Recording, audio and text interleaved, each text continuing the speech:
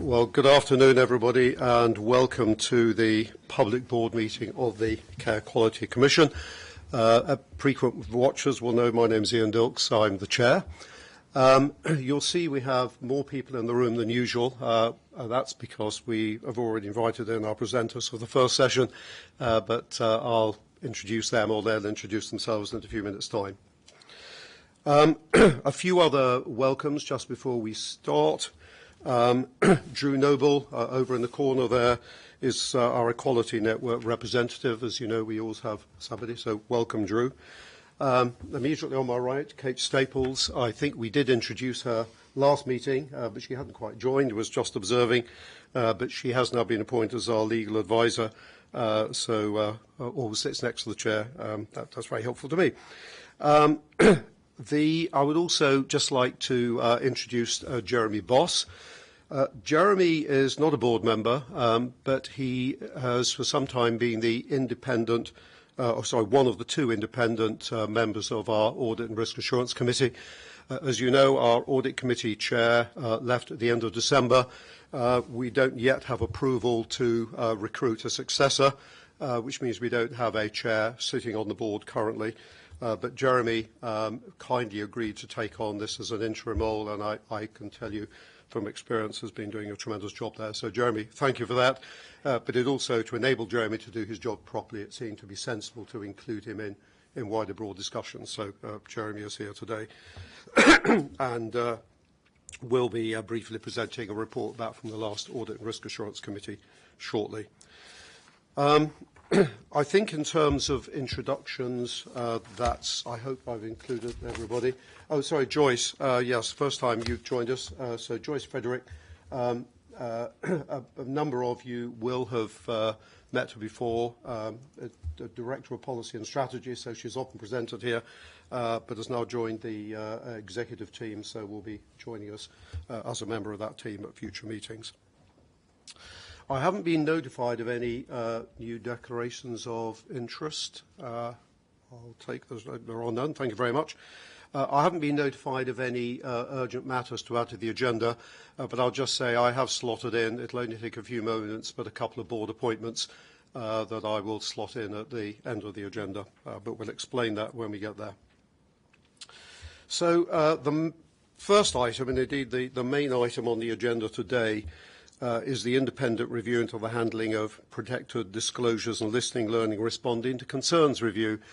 You'll forgive us if we slot into the LLRC. We find that easier to say than the longer description. If we say LLRC, that's what we mean. I'm not going to give a long introduction to this, but those who have been following CQC, and we know that includes a number of colleagues who are, I think, listening in this afternoon, have a particular interest in two pieces of work we kicked off a few months ago. The first was in response to the Employment Tribunal for Mr. Kumar, which we lost, which caused us to look at a number of things internally. And I won't steal the thunder of those coming later, but we asked Zoe Leventhal, KC, I still tend to call you a QC, my apologies, KC now, to carry out an independent review of the specifics around that, and there is a very long report as a consequence, which I will comment on in just a moment.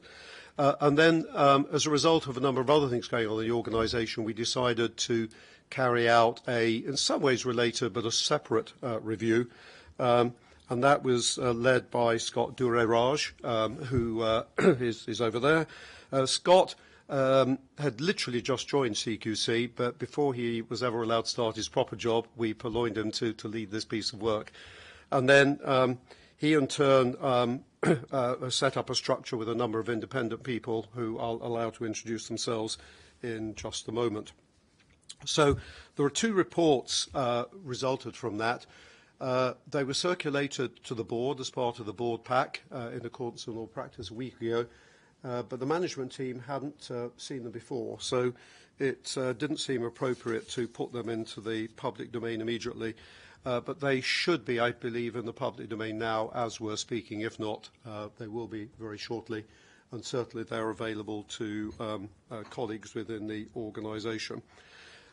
So the way we're going to handle this, I'm going to hand over to Scott and Zoe and colleagues in just a moment to say a little bit more about the structure, to very briefly introduce themselves, and then going to ask Zoe to talk through her report, Scott and his colleagues to talk through the work that they have done, which overall I would think will probably take half an hour or so from here, 30, 35 minutes, and then we'll allow time for questions from my colleagues. The management team, other than getting it as part of the papers last week, have not had an opportunity to do this, so we don't have a formal management response. That will have to follow. But I am going to ask Ian Trenham, as the Chief Executive, just to give some immediate responses so that people have an understanding of I suppose, the gut reaction, if I can put it that way, of the management team to what they've heard. And then I will just flag it now, but there is a briefing for colleagues later on this afternoon, which a couple of people, Kate and Ali, who was part of the non-executive from this board who sat on the oversight group for this work, and I'll also ask Ali to talk later on as well. But they will be leaving us at about 4 o'clock to lead a discussion with our colleagues internally. So I hope I've covered the main points in terms of process. So Scott and Zoe, could I turn over to you to firstly ask you to introduce yourselves very briefly, then your colleagues can introduce themselves so we know who's here, and then Zoe, perhaps turn to you first of all to cover your report. Thank you. Thank you very much. So I'm Zoe Leventhal, KC from Matrix Chambers, and I'll hand straight over to Scott. Thank you. I'm Scott Drayraj. I'm the Director of the LLR Review. Afternoon. I'm Anne Robson, and I'm a Human Resource Director and an independent member of the review panel. Good afternoon. I'm R. Peter Dutt. I'm an independent legal member of the review panel and a lawyer by profession. Hello everyone, I'm Joy Warmington, also an independent review panel member with some expertise around issues of race. Zoe, so I think it's over to you first. Thank you very much. I'm going to present a brief summary of my review. I'll start with a brief introduction, secondly my key findings, and thirdly my recommendations. By way of introduction, there are two parts to my review. First of all, I was asked to look at how CQC as a regulator responded to the concerns that Mr. Shyam Kumar raised with it. And secondly, I was also asked to look at a sample of other cases where similar concerns had been raised by with CQC by staff members within NHS trusts. For those who don't know, Mr. Kumar's a consultant orthopaedic surgeon in the NHS, and he was also at the time a specialist advisor with CQC, which means that from time to time he'd attend inspections alongside CQC inspectors to provide clinical insight into surgery. So I focused on, number one, how did CQC use the information in its role as the independent regulator of healthcare to decide whether the trusts were meeting fundamental standards? Secondly, whether it took appropriate action. And thirdly, I was asked specifically to look at whether the ethnicity of the person or persons raising the concern played any role in the way that the concerns were addressed. So before I turn to deal with my findings, I just wanted to thank everybody at the CQC and beyond who's assisted with my review.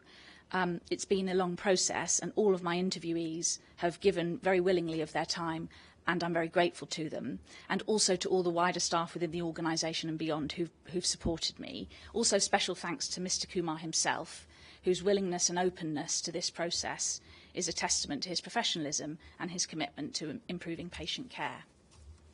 So in terms of my findings, the second part of what I will say today, Mr. Kumar raised 3 sets of concerns, and there were at least 2 other sets of concerns he raised which were properly dealt with by CQC. So the 3 sets of concerns that I've looked at, first of all, one dates back to 2015, which is obviously some time ago. He wrote to the CQC following an inspection at a hospital in the North East to make a complaint about it. His concerns related to clinical issues within orthopaedics, which he thought were not being properly looked into, and an issue about the conduct of the team at the inspection. Unfortunately, what I found is that it was never properly looked into, and he never received a proper response. It's not clear from the records that there are whether CQC properly took on board the information he raised. So that's the first set of issues. The second, in 2018, Mr. Kumar raised concerns with CQC in his capacity as an employee of his trust, so in his capacity as a consultant orthopaedic surgeon. He was concerned about patient safety because of a series of serious clinical incidents that had arisen at that time in orthopaedics. I have found that he wasn't ever properly treated as a whistleblower by CQC. Nobody ever met him to talk to him and to hear his concerns directly. This was a major missed opportunity, I found. CQC did go in to inspect shortly thereafter, partly as a result of the issues that he raised, but it didn't focus on those issues. And so although CQC engaged with the Trust over this period, I couldn't see any meaningful regulatory scrutiny and any action taken to hold the Trust to account in terms of governance or in terms of duty of candour. And the third set of concerns he raised, Mr. Kumar attended another inspection in 2018, and he wrote afterwards raising a concern about resourcing. He was the only special advisor providing input across 2 hospital sites on all aspects of surgery, and he raised some other specific issues. Again, he never received a proper response at the time. In fact, most of the specific issues he raised were addressed by CQC in the inspection process, but because of the communication problem, he was unclear about what happened. And when he complained about it, he didn't get a response until it was raised with him on behalf of his MP with the Ombudsman. So those are the findings, and I'll just then move on to touch on the sample and the recommendations. But before I do, in terms of the themes that I've seen coming out, first is the importance of obviously communication as a key way of ensuring that these issues don't arise. Secondly, ensuring that CQC can and does grapple with clinical issues that arise on inspections and as part of its monitoring. And thirdly, ensuring that CQC is properly scrutinising what trusts are doing in these areas where concerns are raised. So just briefly to summarise my findings on the sample, I looked at 18 other cases in total, and I saw a lot of good practice within CQC in dealing with concerns raised. I saw examples of really positive empathy and communication with people raising concerns, good supportive management relationships to enable those concerns to be properly dealt with and to ensure the right response was taken, and really positive outcomes from those. So it's important to note that. Many examples showed that speaking up had made a really positive difference and that CQC had helped make that happen by taking quick and effective action in response. However, the sample did also throw up some areas for improvement, and I'm going to touch on 2 in particular. First of all, that the system for recording and monitoring this kind of information is seriously problematic. To find out what had really happened in a number of these cases, it was necessary to talk to the individuals involved. And once I did, I found out a lot more. So that's one important aspect. And the second is that I did find a series of examples where it seemed that CQC had accepted too readily what the Trust was saying and not challenged or scrutinised the trusts on areas of importance such as patient safety and discrimination. Overall, in terms of findings on ethnicity, I didn't identify any specific evidence that the way that Mr. Kumar's concerns had been addressed related to his ethnicity. What I did observe from a range of evidence was that there's a lack of confidence generally within CQC in dealing with allegations of race discrimination, and that this is something which obviously CQC should address. So I have made 4 recommendations to the board. The first is that there should be a full apology to Mr. Kumar, and I know that's a point which is already being taken on board, in terms of how he was treated, how he was communicated with, and how his concerns were or weren't addressed. My second and third recommendations are related to the role of special advisors within CQC. They obviously have a vital role in enabling CQC to meet its regulatory functions by providing it with the relevant clinical expertise. And so recommendation 2 sets out detailed steps to integrate SPAs better within CQC in terms of management structure, feedback and appraisal, and critically being involved after the inspection as part of corroboration and drafting the report. The third recommendation is to ensure that CQC can access their clinical expertise during inspections and also during monitoring. Otherwise, as my review has shown, there are risks that issues get missed or not focused on, or indeed that the inspection teams are not able on site to deal with the issues that arise. And there are 2 aspects to this recommendation. Firstly, the right SPAs need to be on the right inspections. So I've recommended that the existing project that I understand is progressing, to do this via intelligent-led matching in advance, it should be prioritised and adapted and improved. And secondly, SPAs and inspectors need to be trained to work together more and to understand their joint roles more, especially so that inspectors can engage better with the right clinical expertise, and also so that SPAs can understand the numerous competing objectives sometimes that inspectors are dealing with on site. Fourthly and finally, in terms of recommendations, I would recommend new or improved systems for accessing and monitoring whistleblowing information. And I know this is a theme that's also come out of the other parts of the report which you'll hear about, so that there is a consistent way of putting this information into a system and an easy and accessible way of extracting it so that you know what action has been taken. And there needs to be proper training for this to be done over time, not just once at an induction stage. I think that this training needs to include how to deal with allegations of race discrimination being made, to ensure that CQC understands its important regulatory role in this context and its role in working together with the Equality and Human Rights Commission. And this will generally build confidence, I think, in dealing with these issues across the organisation. So that concludes my summary. Thank you very much indeed for involving me in this important piece of work. Zoe, so thanks very much indeed. For those that have now had a chance to look at it, that was an excellent summary and about 6 minutes of 200 and some odd pages, so thank you for that.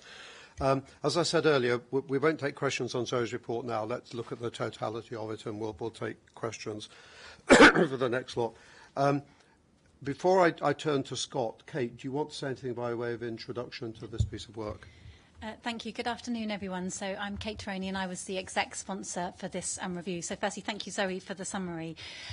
You'll note as you read through the review that there is a good read across of the themes Zoe finds in phase 1 and the themes that we uncovered in phase 2 as well. So before we get into that, I just want to start off by saying thank you to Scott, who's provided incredible leadership on this work over the last 6 months or so. I'd like to thank our workstream leads and a number of other colleagues who have made the report possible. In particular, I want to thank our staff forums, our staff equality networks who have engaged with the report that you find in front of you. And also I want to acknowledge and recognise the positive change in relationship that we've had with our unions over the past few months, accumulating in a meeting a couple of us had last week where I feel increasingly optimistic that we will be able to work together to think about what we do next in light of these findings. And finally, I'd like to thank our 3 independent panel members, Anne, Peter and Joy, whose expertise and challenge I think has really added a robustness to our approach. And finally, this wouldn't have happened without Mr. Kumar, so I'd like to extend my personal thanks for his engagement in this. Throughout this, Mr. Kumar has been absolutely unrelenting in his focus on wanting to improve patient safety, but also he's been really keen in thinking about how he can support us to improve as an organisation, which is pretty remarkable in light of what happened and the findings of the Employment Tribunal. So I wanted to say a specific thank you to Mr. Kumar. So turning to the review now, it would be fair to say that this is a really difficult read. And as you work your way through the chapters, the work streams, every area that the review looked at found things that we could and should have done better. And I think it's really important as an organisation that we take the time to fully digest what this report tells us about how we work before the natural instinct of leaping to action. So we need to take a moment, really pause and reflect on what these findings tell us. However, this does need to be a catalyst for change and action, and that absolutely is going to be what happens. And that change needs to come in order for the public to continue to feel confident giving us critical information about the quality of care that they receive. But also that change needs to come so that our staff, our people, feel valued and supported in the essential jobs they do every day, going out there, making sure people get safe, effective, high-quality care. So I just wanted to extend my thanks, really invite us as an organisation to pause and reflect on what this review tells us. But also, I know we will all be equally committed to seeing this review propel us forward into a series of changes that absolutely will need to happen on the back of that. So without further ado, I'm going to hand over now to Scott. Over to you, Scott. Okay, Scott, so do you want to explain the review? I'll use you to decide how you want to do it, but explain where your colleagues fitted in as well. So over to you. Thank you, Ian, and thank you, Kate. So let's start with a simple context. So the best-led organisations are ones that quickly recognise and identify their own failings respond humanely with an open mind, with a focus on learning and not blame, and take accountability. And of course, more importantly, lead in the addressing and delivering their own improvements. The CQC, in my view, agreed with the need to engage both openly and honestly, and also focused on rebuilding trust and confidence and acting in a way the regulator would expect that of those organisations for which it regulates. So the review of Mr Kumar cases we've just heard is covered in its totality in phase 1, which is Zoe's report. And of course the reports are online in 2 parts to recognise the distinct nature of a fully independent report and a report that had independent governance and some independent people doing the work. With regards to phase 2, work streams 1, 2, 3 and 5. So work stream 1 is whistleblowing, 2 is speak up, 3 is legal case handling, and 5 is how we hear from the public. And just a small section of work stream 4. They all are all the things that CQC does on a day in, day out basis. That's our core purpose. Work stream 4, the 2 elements that affect staff and do impact on staff, but often are focused in a singular moment in time of decision making and governance. That's important when we consider the work streams and also keeping people safe in health and care. So we have a huge number of staff that come in and focus on keeping people safe in health and care on a regular basis and on a daily basis. So the review examined on the basis of an impact and intent, and the review team and I want to highlight that irrespective of the absence of intent, it does not eradicate or in any way minimise the impact. So the impacts on Mr Kumar, his family, and the impact on patients, the wider population, the impact upon the CQC with regards to its public and clinical confidence, as a regulator that listens, inclusivity, is supportive and of course learns. So before agreeing to take on this review, I was grateful for Mr Kumar, Mr Shyam Kumar, in speaking with me ahead of the review starting, because I wanted to connect with where he was feeling, his experiences and his concerns, and to do justice to those that see the important role of the CQC and all of the staff who come to work every day focused on that safety of people in care. So I trust when people have had a chance to read the review, and as we've heard, there's 2 reviews, both at around 140 pages or so, they'll reflect upon the content, and I hope that they feel the team and I have responded with vigour and challenge that we were presented with at the start of the review. So again, to end, I have to thank Mr Kumar, who really helped me establish the foundations of this work, and as always, as we've heard, only focused on wanting to be heard and assist the CQC to improve. I do need to thank the trade unions and the staff networks who helped me recruit independent colleagues working on the different elements, but also are clearly partners in the future improvement of the organisation as well. To end, I did hear concerns that were made that will the CQC deliver on the review? And quite uniquely, I think, we then did spend time on ensuring there was an evaluation recommendations for the work. So you will see in the documentation there is a strong emphasis on recommendations of evaluation and how that should be done and the timescales that should be done with, and also continuing with the expertise and the challenge and the rigour, which should help and aim to build confidence in the public and any external stakeholders that the independent panel have done. And I have recommended in the review that the independent panel members should come back as part of the evaluation process. So I hope it builds confidence and demonstrates improvement, and I hope people are able to read the review and take time to consider what it says. But there is a level of honesty and candour that I think is unusual in this respect. And I did want to just address the issues of race towards the end. So again, remember, Mr Shyam Kumar didn't raise race in the tribunal, but this organisation agreed with me that we should consider race when a man of Indian descent had been disengaged. And that is a very proactive step, and one that I haven't seen in my 32 years in working in race and inequalities and healthcare leadership. So I do think that does need to be acknowledged. So at that point, we're going to be moving on to the independent panel members around Arpita and joy. Scott, just before we turn to the panel members, could you just say a little bit more about why and how we had independent people engaged? I think it would just give a little bit of context to their remarks. Yes, of course. Thanks, Chair.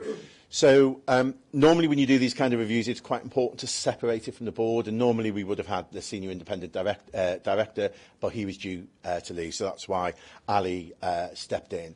And Ali was really helpful because ethnicity was important, the clinical leadership, and also for Mr. Kumar to, to start building that psychological safety, I think was important. But we did need a view, independent view, on both HR/OD expertise, the legal elements of whistleblowing, and the wider determinants, as well as race and human rights kind of perspective. So Anne, Arpita and Joy were recruited to the independent review panel, who have ensured that the board have not had any editorial input, have not been able to change, but also to challenge and check as the review was going on from an early stage, the terms of reference, the scope, the questions that were being asked in the interviews and the workshops that designed the review. So could I pass to you? Thank you, Chair. We've been asked to say a few words this afternoon, and some of what I'm about to say actually resonates with Zoe, Kate and Scott. Firstly, I wanted to say that there's been a huge degree of willingness by all of the staff members that I've engaged with in the CQC over the last few months. Their willingness to engage and participate, despite the fact that they're still working on their business as usual pressures, and bearing in mind that the timescale was quite ambitious. There's also been a noticeable desire in many quarters to do things differently, which is more than helpful and needs to be capitalised on. The recommendations are very challenging. They're hard hitting, and they're wide ranging. As an HR director reflecting upon them, what I particularly welcomed seeing was that the recommendations are very clear, and they give a really solid roadmap about where to go in order to achieve the improvements that need to be achieved. And then finally, it was to pick up on the point that you made, Scott, around I was also pleased to see that evaluation is built into the review, and also continued scrutiny, both of which I think will be really helpful in driving that change and seeing results. Thanks, Arpita. Thank you, Anne. So I have a specialist background in whistleblowing law and practice.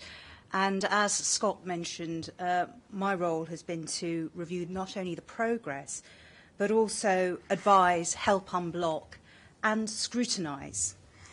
And I've observed that throughout the period of the review, the work has been conducted with diligence, with candour, and with tremendous goodwill. The focus really has been on improvement. There's been due regard and importance looking back from the work streams by each work stream lead at the importance of the work to public trust and confidence, the importance of the work to workers' trust and confidence, and a look to see that the improvements are to the functions and to the resilience of the CQC. The aim, of course, should be that the CQC not only improves, but becomes an exemplar in all of these areas. Turning to whistleblowing, nobody wants to whistleblow, but whistleblowers provide an important public service, and they act with moral courage. The information they provide can prevent serious abuse or harm continuing and can help to improve standards. Often the trauma they experience from whistleblowing is too high, and the report recognises this. The report recognises that whistleblowers need to be listened to, and the information they impart will be used to protect the public and staff, and is likely to go a long way to improve their trust and confidence. And it's hoped the findings will do so. There are key findings about consistency and clarity in the use of whistleblowing processes, communication, in training, and how concerns should be dealt with. There's a very welcome progress in a new freedom to speak up policy. But of course, to be effective, the CQC must ensure that in the workplace, in its own workplace, it is inclusive and that workers feel psychologically safe to speak up. Looking forward, I think the real test will be in the implementation phase and to ensure that the intended impacts are achieved. The recommendations must become part of a culture of improved learning and development and be embedded into the DNA of the CQC. So I just really had only a couple more comments to make. So my area of expertise has been working for a charity that works a lot with organisations who are dealing with discrimination, not just in the NHS but wider. And I think what the review tells us, not very unsurprisingly, is that racism, unfortunately, is very much a product of our society. And it really isn't surprising that the review found a lack of understanding and a lack of attention being paid to be able to really explore and to delve into these issues as part of the work. And I think, as Scott said, it's really great in terms of leadership that the CQC gazed in this direction. It didn't have to. It didn't have to pick this up. And I think that's actually showing a lot of courage to the rest of the system in terms of how they can begin to take this work forward.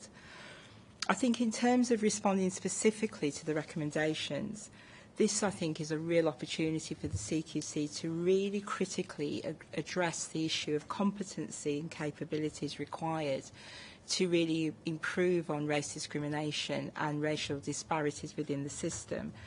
And I think if it was to be able to grasp the mantle of that and to really think about how it does that well, it can really send a message to the system, to the wider system, on how they can improve standards and measurements of progress around this agenda.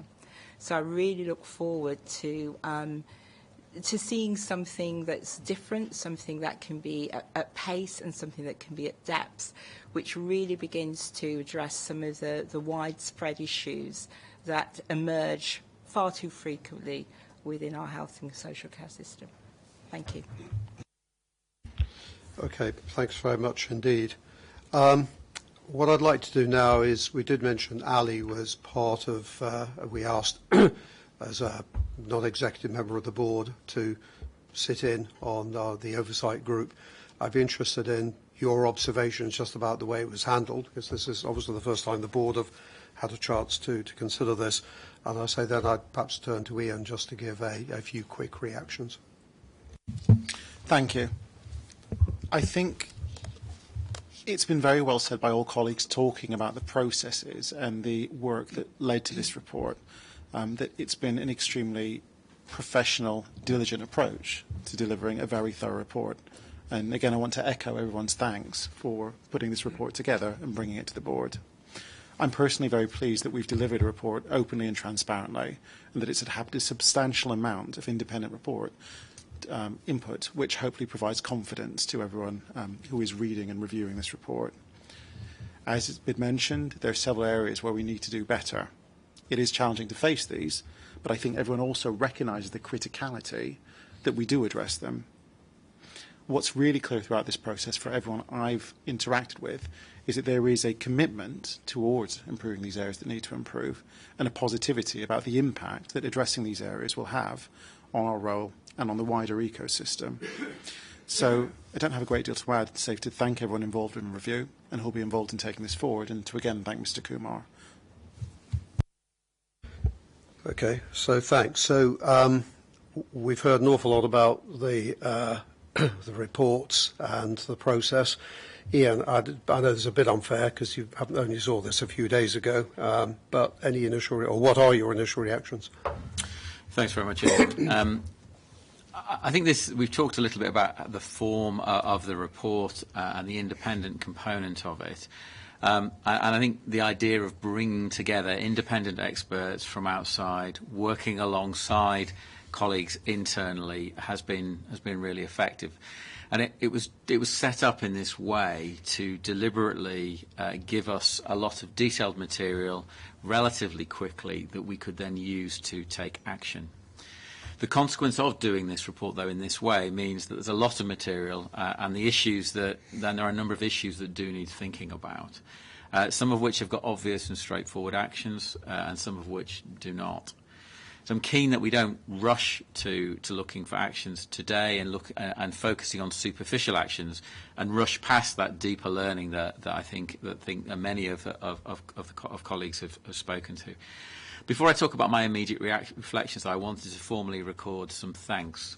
I think most importantly, I want to thank Mr. Kumar himself for raising the concerns in the first place, and in particular for the really constructive way he's talked to us during the review. I know, speaking to colleagues all the way through this, they've talked in glowing terms about Mr. Kumar's approach and his willingness to talk to us.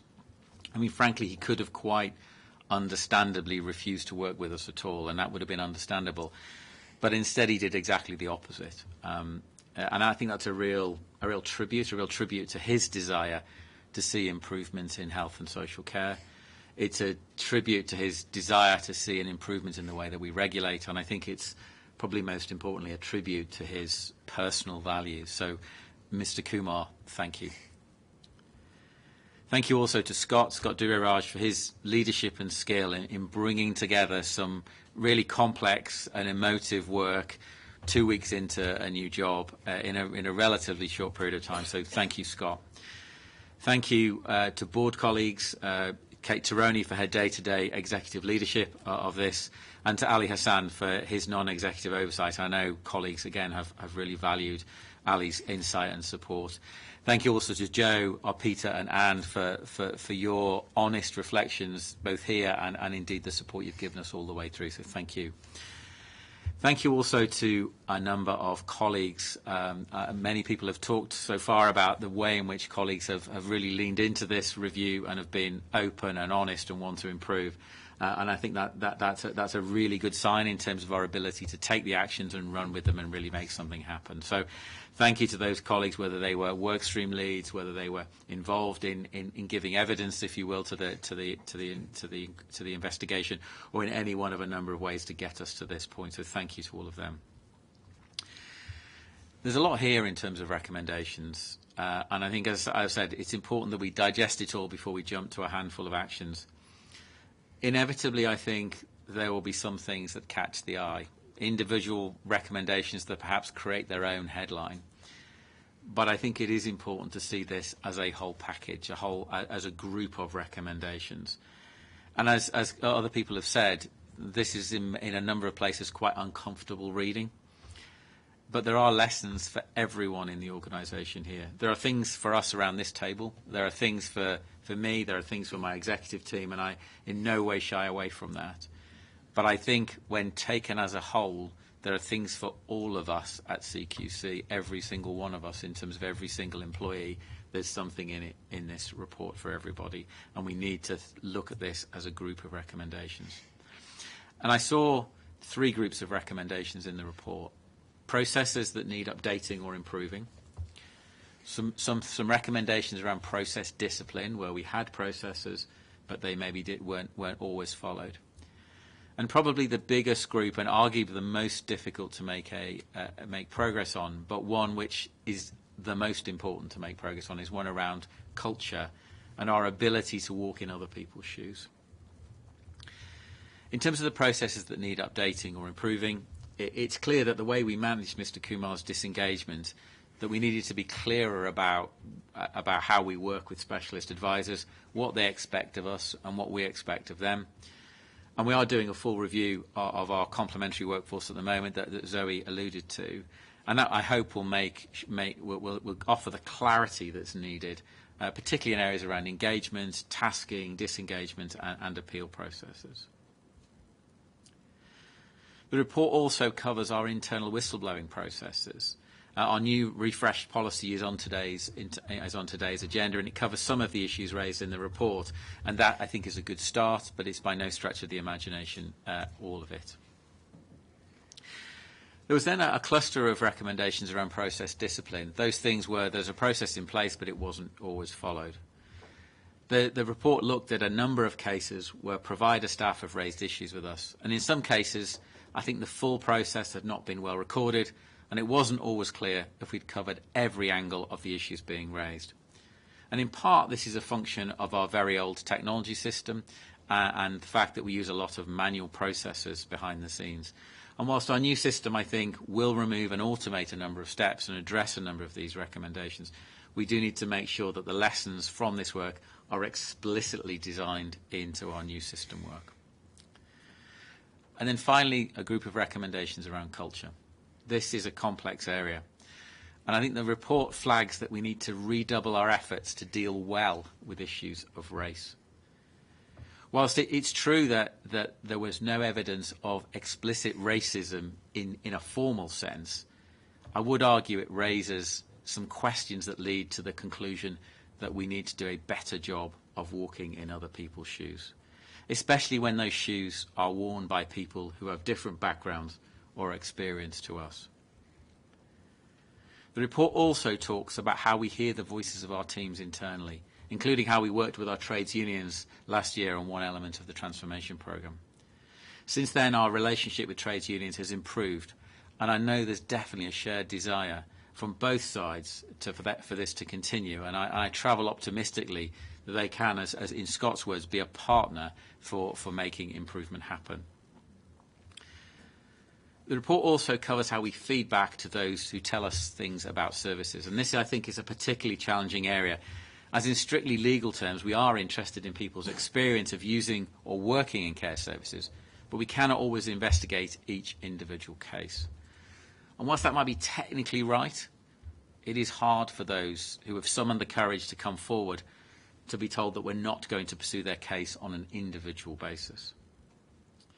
Our recent upgrades to our website and investments in other technology are helpful in this regard. But there is a challenge in the report for us about how we better walk in the shoes of those who have told us important and often very personal things with the expectation that something is going to be done. This is a long-standing and difficult issue, but one which we will have to continue to look for ways to improve. Overall, I think this report is wide-ranging and covers a number of issues. Some may be solved relatively quickly, some will take time. And I do want to take the time to carefully consider actions which will make a real difference, especially those issues around how we walk in other people's shoes. Some of the actions are already in train within our people plan or plans in our transformation programme. Some things can be incorporated into existing programmes of work, and some activity will be new. This report, as others have said, I think will be hugely helpful to us as an organisation, especially at this pivotal point in our development when we're introducing new ways of working, moving people into new teams, introducing new technology and taking on substantial new duties across integrated care systems and elsewhere. Useful as this report is, though, I am sorry about the personal toll that this has taken on Mr. Kumar. It's therefore all the more remarkable that he's worked with us in the way that he's done. I would like to finish where I began in thanking Mr. Kumar for his determination to raise the issues he did and to pay tribute to the way that he has worked with a number of colleagues very constructively and very professionally to get us where we are today.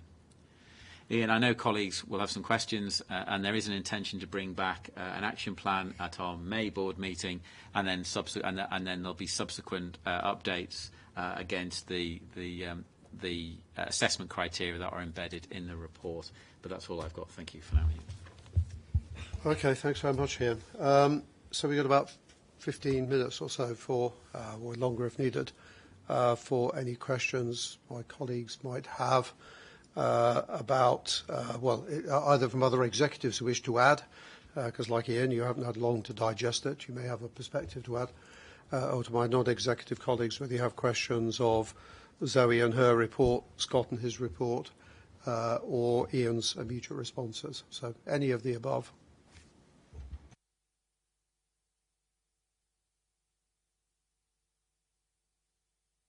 It sounds like reports stunned into silence, but Stephen.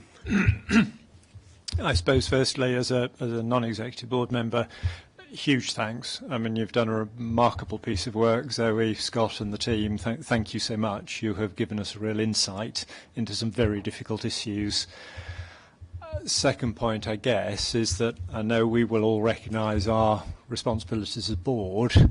To pick up Scott's point about evaluation, does anything now happen? And there's a responsibility on us as a board and non-executives to hear that point and really make sure that we're following that up. And then there's a third point. Scott, somewhere in your report, I think, there is a comment about other protected characteristics. And what I did just want to ask you, you rightly explored with the team race and racism. Have we fully explored other protected characteristics, or kind of may there be more we need to do on that?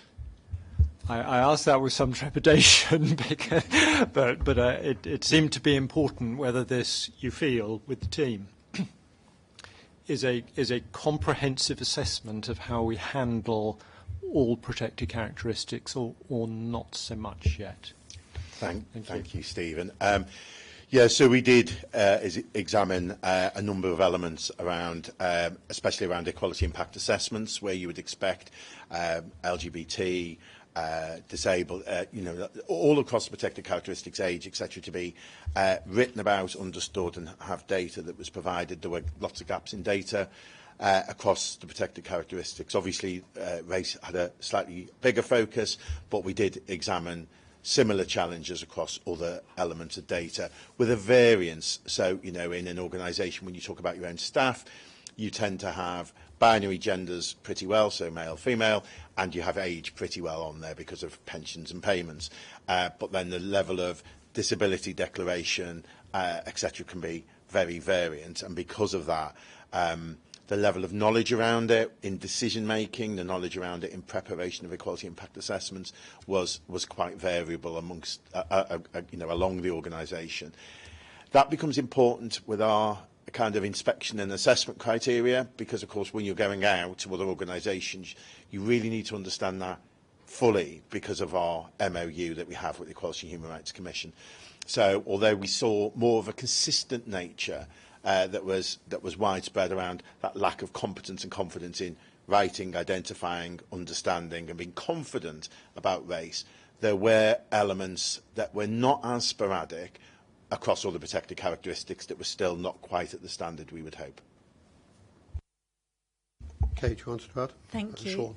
If I can just pick up the point about oversight and scrutiny of what happens next. So I think it's really important that once we've had a chance to digest the report and the recommendations, that we plug those recommendations into our business as usual reporting. So later on the agenda today, we've got our business plan for the new financial year with kind of holds where the recommendations from listening, learning and responding to concerns review will, where appropriate, be dropped into that business plan. So there'll be as we report on our performance in normal monthly board meetings, a proportion of this will be captured in that. But also, Scott said it's critical that we're going to evaluate this. And Scott, my recollection is we were thinking about maybe a 6 and a 12-month evaluation point, potentially reconvening this group of colleagues to specifically look at have that series of actions you put in place made a difference that you expected to have as well. Sure. Thank you. Yes, I'd clearly like to add my thanks to others, to the teams that have undertaken the investigations, and also to endorse the comments from Ian about the response. But just a thing in particular about the reference to how we can better engage with our SPA colleagues. My experience of SPAs is that their motivation for being an SPA is to improve healthcare services. It's very seldom anything else at all. And I think the onus is clearly on us to help them be effective at that, and for us to respect that motivation, because I think it's very important, and it adds an awful lot to our work, and it adds an awful lot to the way that the health service performs for the benefit of patients. So I really welcome those recommendations. Thank you. Chris? Just to endorse what others have said, but thanks to Scott, Zoe and the wider team for the work. It's very valuable. It reminds me a lot of what we do around our work with the public relies upon trust. The trust of people who use services, the trust of people who work in services to tell us what they see when we're not there. And that has guided now a rise in give feedback on care to the extent that it provides a lot of the evidence for 50% of our inspections. But that trust is only possible if we make sure we are responsive in the right way and use the information we get in the right way. And it is a key ingredient that we've got to build and maintain that trust. So I wanted to say particular thanks to the way, the diligence of the recommendations, because I think that gives us a guide for the things that we need to do, both in terms of process and also in terms of culture, about how we use the voice of people who use services and staff in service alongside data and information. But I think we've got, with those recommendations, I think we've got some very robust changes that we can help us in our transformation programme and help us in our business as usual. And just to endorse Kate's point, I think the more we can lock these into how everybody does their job and how we think about the changes that we're making to systems and processes, the more chance we have of making sure that we can build back that trust with people who use services and with people who work in services and help us with our work. But thank you. Thanks, Chris. Any other questions or comments? Jora. Yeah. So I think, so if I understood you correctly, investigating Mr. Kumar's, complaint, you uncovered 18, I think. Did you say 18? I can't remember the exact number. But in between the people changes, the process discipline changes, the programme transformation, what are we going to do in between? How do we know we won't get another one of, these unfortunate cases in between a period of now and whenever all these other things will get? So what are the sort of, I take on board what you said, that we should reflect and ensure that, we build the right actions. But what's the risk of something else happening in the next month or 2 months? And what actions, short-term actions, can we take to ensure that we're not sat around this table again in a quarter's time? Perhaps one more for the management than Zoe. Kate. If I go first, and whether Sean, you want to come in as well. So I think it's important. So the additional 17 or 18 cases Zoe looked at. So you talked about finding examples of good practice as well as things we need to do better on. So there is a really strong theme in Zoe's work, as in workstream 1 around whistleblowing, around far too much variation in terms of how we respond, and we absolutely need to address that. As you say, when our new systems and processes go live towards the end of this calendar year, our colleagues will be supported in that endeavour of being really consistent and really accurately capturing what actions they are taking to ensure that people are kept safe. However, in the interim, this report is a really useful reminder about what our expectations are around whistleblowing. What we find when we look at action taken around whistleblowing is often colleagues have done the action, but actually our systems don't enable them to accurately capture what they've done to keep people safe. So we have the opportunity to say, yes, I've taken action within 5 days, but actually we don't currently capture what action did you take and how are we assured that that's of a kind of quality that we would expect. So the new processes will support us towards the end of this year in autumn when they go live. But in the meantime, there's really strong messaging and conversations we need to have with our teams, with our operational teams, Sean and I as chief inspectors, about what our expectations are of our staff now, our colleagues now, when it comes to responding to whistleblowing. I don't know whether you want to. So, same point, was it, Sean? Okay. Sorry, Tyson, were you going to say something? Mine was sort of a related point, which was to say that I think the recommendations, particularly the ones around how we deal with whistleblowing, come at a very opportune time, because we are making some changes to our ways of working, and I think the changes to technology will definitely help. But I wanted to reflect more widely. And to join my colleagues in thanking the team for the piece of work, for the report. I think the way that you framed it, so it's quite clear about how implementing it will lead to better services for those receiving care, better experiences for those we work with on a part-time basis, and those who we work with on a full-time basis, really does mean that you can add my commitment to the commitment of my colleagues in terms of how we implement the report and make sure that we don't lose sight of the important work we need to do. I mean, if I just add an observation triggered by your thought, Joy, and then some questions from me. I mean, you raise a very fair point about how do we, I mean, some of this stuff goes back to what Zoe was looking at. The original case was, 5, 6 years ago? So I don't think we're pretending that it's suddenly all changed 4 years ago. It's just that the case that triggered it was many years ago. So it's reasonable to think that some of these are ongoing problems. Is a good working assumption. Hopefully less, but there won't. We haven't solved the problem 3 years ago. So I think part of the challenge for the exec team for what they're coming back is to look at the recommendations and consider what are the sort of quicker fixes or lower hanging fruit related to the risk created by no fix. That also, of course, means part of how efficiently or quickly we can do it ties into other things that are going on in the organisation. So I don't think that'll be simple to do, but I think there is a way to identify things that are most important or could be most quickly fixed. And as people have said, I think we've got an example of that. The next item on the agenda is a new speaking up policy. The old one wasn't right. We were going to amend it anyway, so we've kind of fast-forwarded that. I mean, the question I will be asking at the next session, but I think it's been done in conjunction with Scott and Scott's team so that what we've got before us actually ought to reflect some of the outputs from that. So there are things like that can be done quickly. My question, and it's both Zoe and Scott might have a view on this, but if I look at the recommendations, Ian used these sort of 3 buckets, and the first 2, around we haven't got a process, or we didn't, it wasn't working. So those are, to some extent, purely internal. We've got to find a way of fixing that.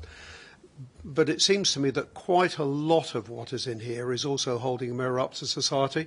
We employ 3,000 people, and I didn't hear anything. If I misread this, please tell me, but I didn't hear anything that said our 3,000 people are behaving in a way that's different from the rest of society. So if, in particular, example, are people uncomfortable dealing with sensitive racial issues? I think probably a lot of people in this country are. Now, therefore, we're not going to say, I haven't heard anyone saying, well, we can't do anything about it because it's a societal problem. We need to try and do some things, not least because it's our pivotal problem as a regulator of the health and care system. But I suppose the question I'm coming to is how far can we go? And it would be the first question, because I rather suspect there are limits if we're dealing with 3,000 people who reflect society at large. And then the second question leading on from that is, and this may be a bit unfair at such an early stage, but it is important we're trusted. That's the reason we're doing this. We are the independent regulator of health and care. We've seen some dramatic examples in very recent days or weeks of problems in the rest of the system. To what extent do you think there are read across, or what we are doing here and the outcomes could be used to the benefit of other parts of the systems, for the benefit of users? So there are 2 questions there, and I appreciate both are quite big questions. You both might want to comment on the first one. The second, anyone who wishes to answer. Thank you. I mean, I agree that some of the issues that we've looked at are issues that are probably reflected in society at large in terms of difficulty and sensitivity around dealing properly with allegations of race discrimination. In terms of how far CQC can go, and the reason for my specific recommendations around this are twofold. Firstly, CQC as the regulator has a specific obligation under Regulation 13 4A, I am a lawyer after all, to ensure that care and treatment must not be provided in a way which includes discrimination on the grounds of any protected characteristics. So CQC's workforce as a whole has a specific obligation to act on that, which is why it's so important that the organisation itself can do. And the second answer is that the CQC as a public sector, as a public organisation, as a public body, is subject to the public sector equality duty, which means it has an obligation to consider in its functions how to eliminate discrimination and what steps it should take. So it has to grapple with those issues as part of its functions, and that's why they're so important, I think. Thank you. From my perspective, I think this is a real point that I do think we need to get out on the table and in the room, so thank you for asking it, Ian. So I've got an academic background in race, and I've led, during COVID, the disparity work in the southeast of England for NHS England with regards to looking at COVID. There's a lot of stuff in the media and in the press at the moment, but I think there's a difference between lack of competence and confidence and toxic culture. So to be really clear, I found no evidence of toxic cultures, toxic behaviours, those kind of things. What we did find is people who didn't have the language, the terminology or the confidence to address racism effectively, all those other protected characteristics. That is very different than some other organisations may be challenged with. And I think it's just important that we really are clear what the report is saying, because if I had found those things, they would be in the report, but I didn't. And I just wanted to state that. So I think some of those colleagues have got some of those systemic challenges of trying to do the right thing, but may not have been given the right skills, knowledge and capabilities and confidence to do that. And that's why having an honest conversation around racism and its effect in healthcare, its effect on clinical staff, etc., is really critical. When we remember just a couple of years ago during the pandemic, all of those faces we saw, or over 60% of those faces we saw of health and care staff who were dying, were black and minority ethnic staff. So it's really important that we don't lose touch with that and we look at some of those systemic issues. But I just want to be really clear. What I found was high valued staff, so staff with high levels of value and care with not the ability or knowledge or understanding to deal with racism rather than toxic culture, because I think that's really important and a huge distinction to make.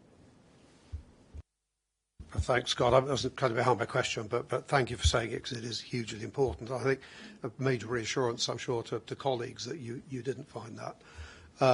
So we're not going to solve toxic culture problems elsewhere, but I suppose I'm still working on the presumption that while we're not doing this for the benefit of other people, that if we set these standards of regulators, both what we're trying to achieve, but perhaps more importantly, the way we sought to identify it and evaluate it, that does set a standard that we may not impose as a regulator, but it sets a bar by which we would measure what's happening elsewhere. And it's probably a question more for the management.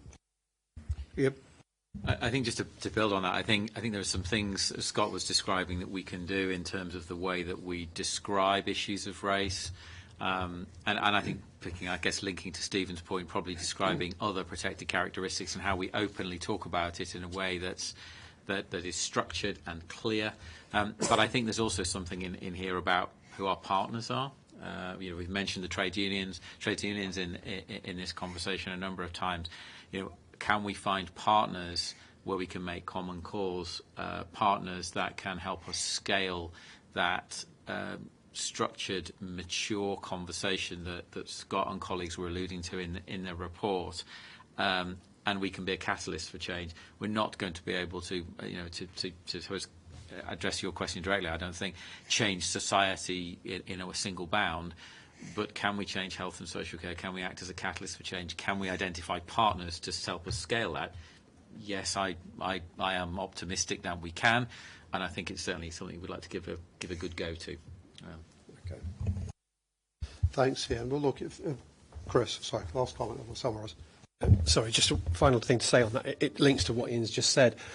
There's a really important point about part of our role as an organisation is quality of outcome for people who use services.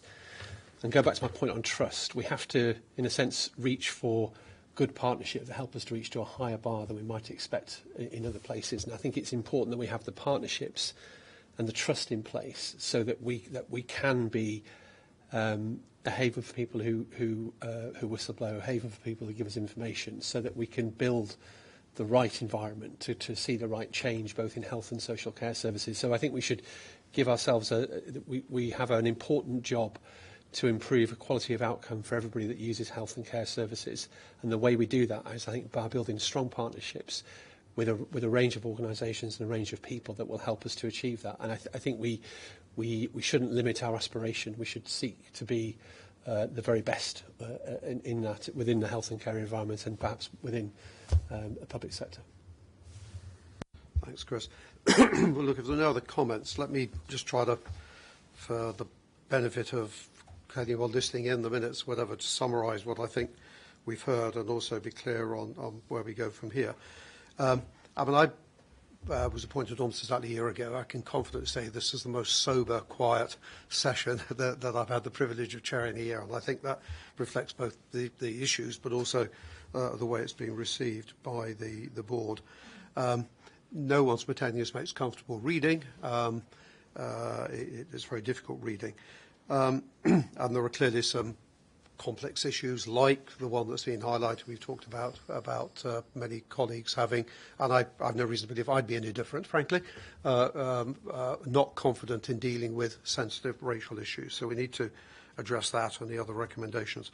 On the other hand, to give some balance, thank you, Scott, for reminding us, but it's hugely important to recognise what you didn't find as well as what you did find, and I think Zoe would say the same, she nods. And I think also we should offer compliments. I'll speak on behalf of the wider board, but compliments to the management team for the way they address this. It's not been easy. It's not going to be easy over the next few months or years addressing the issues, but I'm not sure many organisations would have had the courage both to do this and to do it in the glare of publicity. So I'd like, on behalf of the NEDs, to say thanks to the executive team for the approach they have adopted. As Ian said, I think we now need to leave the executive time to absorb the detail and the recommendations. For the avoidance of doubt of anyone listening, I don't think Ian intended, and I'm not intending that to mean we're going to take ages and kick the can down the road. That's not what it means. What it does mean is a consequence of a lot of recommendations produced by people based on what they saw without the input from management, with no disrespect, runs the risk that some things might be done slightly differently from the way the recommendation was framed. And it also has to be fitted in with a lot of other things. So I think we need to give the executive time to absorb that and also discuss it with colleagues. I've already mentioned there's a kick-off session later on this afternoon. So what we're planning, or I'm suggesting has already been touched on, is that we'll hear more formally the management's response to this and how they propose to take it forward in May, which is our next board meeting. There's a lot of detail in this, which I don't think needs to feature individually in the business plan. But as Kate said, we would like the business plan looked at in the context of this to see if there's anything in. So we don't have the business plan today for formal approval, but it'll be reworked. The board will consider it offline if necessary, and that will be on the agenda for May as well, so we can consider those two things together. And then we will also, I think it is important that we try to embed things into business as usual. I mean, that's the way you'll get success, rather than having a separate team somewhere else. But we also need to see whether or not what's been recommended has been done and whether it's made the difference. They're subtly different points. So we will schedule some future events, timing and precise format yet to be determined, but a public commitment that will come back to the board so we can see what was done and the evaluation at a later date. As I said, I think the very positive message from this, and it's come through from all of the questions, I think, is that all of this has been done in an open and transparent way. And I would expect nothing less of the regulator of a system, because we can't ask other people to do things if we're not prepared to do it ourselves. I think it's also essential that we do this to help maintain trust in CQC. So again, I think it's hugely important that we have done it this way. As I alluded to in my question, I think part of the challenge will be to set parameters around what we can and can't do. There are some things we can do, but at the end of the day, we are a product of society. So I do take your point. We have some special responsibilities, but we're also all human beings reflective of the society that we live in. I think the final thing is, just to re-summarise, a lot of people have said thanks, but I do think it bears repetition. I'll do it in three buckets, if you like. Zoe, Scott, ladies, and anyone else working on this for the huge amount of effort you put in. Anyone who, by the time they've got round to reading the reports, will know that even writing them, never mind doing the work underpinning them, was a major undertaking. So thank you very much for that.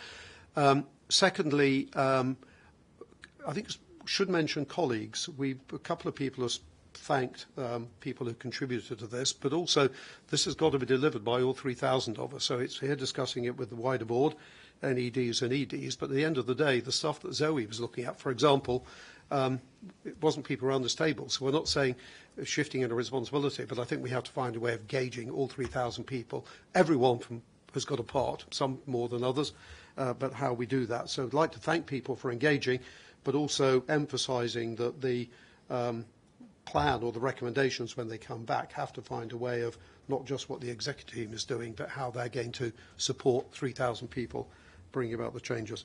And last, but absolutely no means least, just emphasising again, thanks to Mr. Kumar. When this was kicked off, it frankly never occurred to me that he would spend so much time, not just with you, Zoe, because we're looking specifically at it, but also inputting to the work that Scott did. I mean, frankly, if he had a single-minded focus on patient safety. If everybody in the health system had that same focus, probably many of the issues we face, we wouldn't be facing. So I'll just add my thanks to him for the way he stuck with us. So I hope he's listening. But anyway, we'll be in touch after the meeting. I hope colleagues would agree that's a fair summary. I'm looking to those who presented, and you will agree I got it right. So on that, why don't we end this session? Once again, thanks, and we'll be seeing many of you, I'm sure, at future sessions. But thank you very much indeed. Thanks.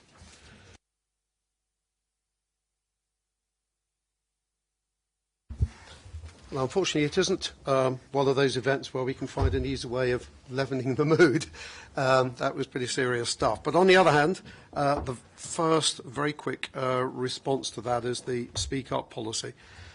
So, Kate, I think we're going to be joined by Mary, Cridge and Carolyn Jacobson. Thank you very much indeed. Ladies, sorry to keep you waiting just a few minutes.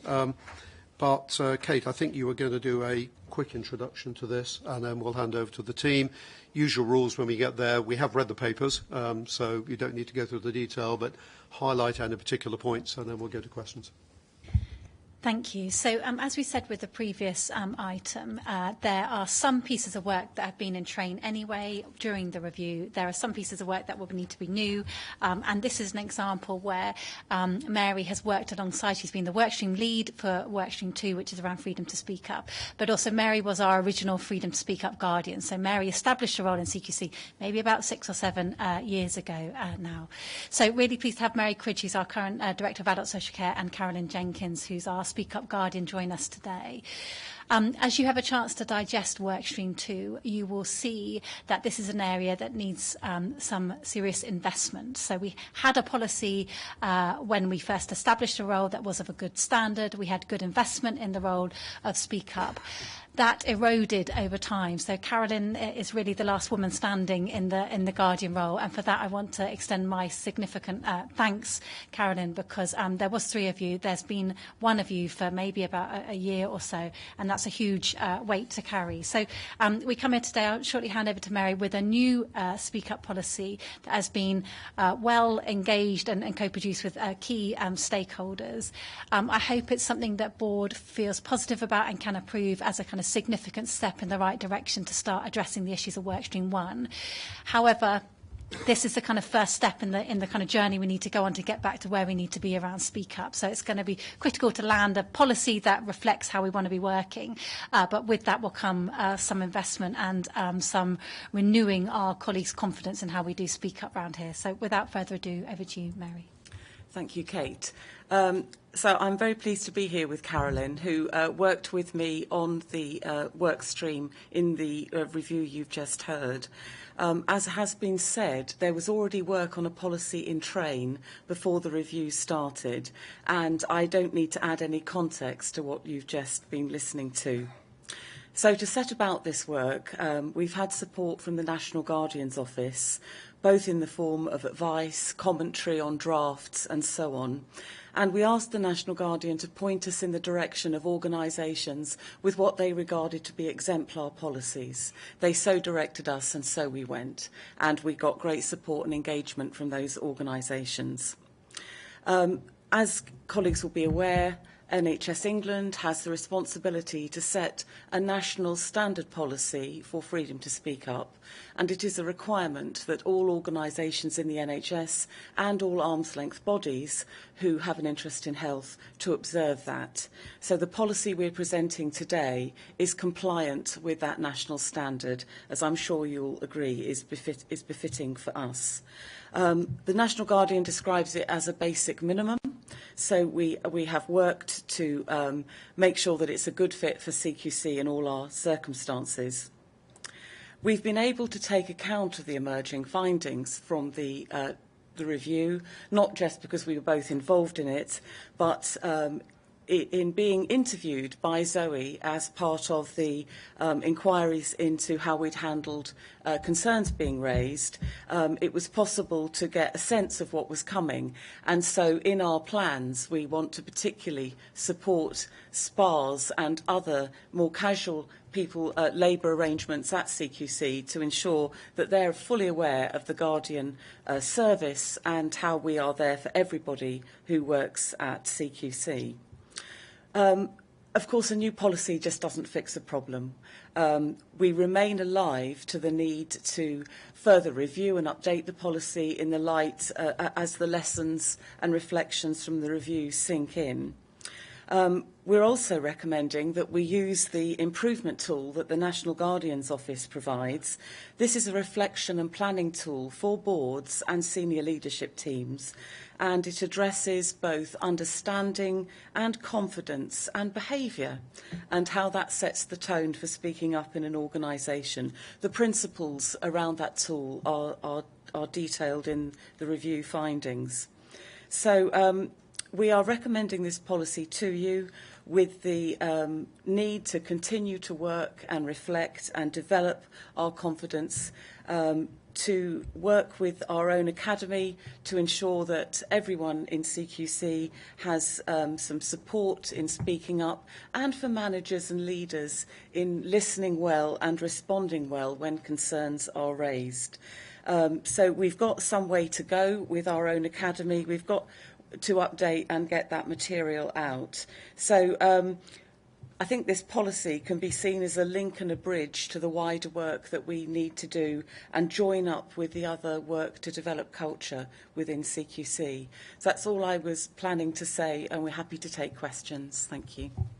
Okay, thanks. Just one or two questions, I know. Just before we do, we're being asked to approve the policy, but also the completion of improvement tools. So can you just say a little bit more about what is involved in the latter? We don't need the detail, but what, in terms of time commitment and outputs, what are we being asked to approve? Well, it is an assessment tool, so there'll be an element of self-assessment, and then, as with all self-assessments, looking against the 8 principles that the tool has for great speak-up culture, and to see where we are. How do you individually feel in terms of your own knowledge and competence? How do the senior leaders in this organisation feel? And what do we need to do to address that?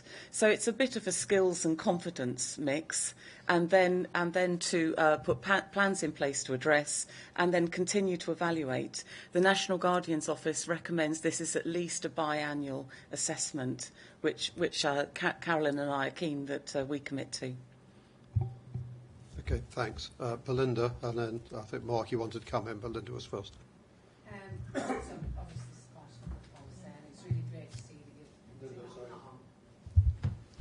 a part of the policy, and it's great to see that you've involved outside organisation, looked at best practice. So that's really good. But I just wonder if you could give us a flavour, Carolyn, of how many staff do contact you, if there's any trends, if there's any trends in grades or that type of...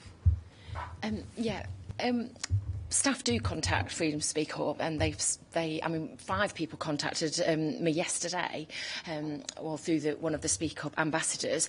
I mean, it varies from week to week. It is often inspectors, actually, but I suppose they make up a large part of our workforce.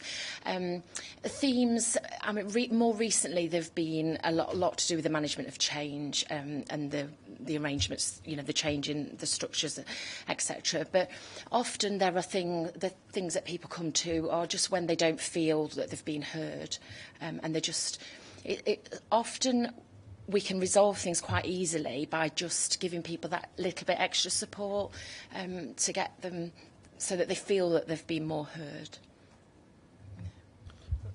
Stephen, I got you, but I think Mark wanted to come in.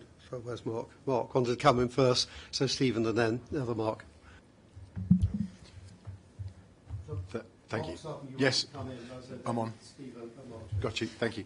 Well, and thanks, Mary and Carolyn, for this really excellent report, which I support. I just wanted to add that in my capacity, I'm delighted to say that I've taken on the role of the exec sponsor for Freedom to Speak Up Guardians at CQC. I've sat on the Accountability and Liaison Board for the National Guardians Office for a while now, and I've seen firsthand the really powerful benefit that Guardians can have and offer for people to speak up in the wider context.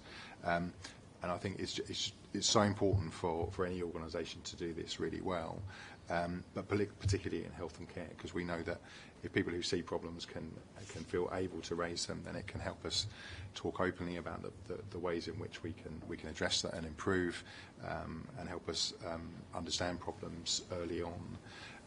And we heard from colleagues in the last item about how important Freedom to Speak Up Guardian is for any organisation's culture, that people feel in a psychologically safe environment to be able to challenge the status quo. So it's a very, very important piece of work, and I'm really looking forward to supporting the work of the Guardians. Thank you. Right, Stephen, and then the other Mark after that. Confusing everyone, but Stephen, you first. Thank you both. Terrific report, and the bit I particularly wanted to welcome, and Mary and I had a bit of discussion about this, is that this whole policy is integrated, multi-stranded, and it's not instead of good management. In a sense, don't take this the wrong way, Caroline, I always feel that the more we could minimise the number of cases that come to you, crucial as the work is that you do, the better.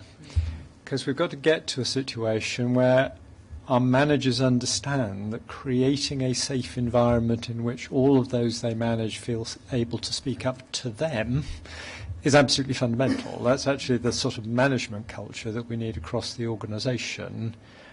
If it doesn't work, we absolutely need people like Caroline and the Freedom to Speak Up Guardians, but that's kind of not instead of a focus on trying to build a management culture over time that is welcoming of people speaking up about what's going on in their normal working lives. So it's that kind of integration that I really welcome. Thank you.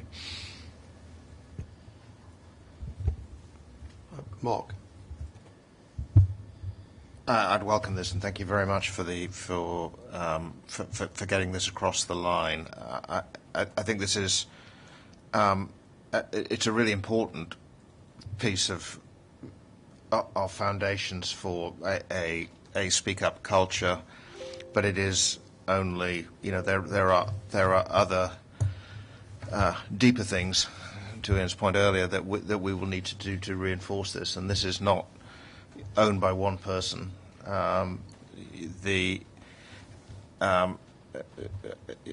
think just as an example, you know, the triage is one of the concerns here. The Guardians can't be the go-to person for every day-to-day trivial issue around the place, or a substitute for a conversation with your manager. Nor do we want serious issues that actually would be better going down another channel being escalated through the Guardians, because the risk is that A, you're overwhelmed, and B, resolving those issues is delayed.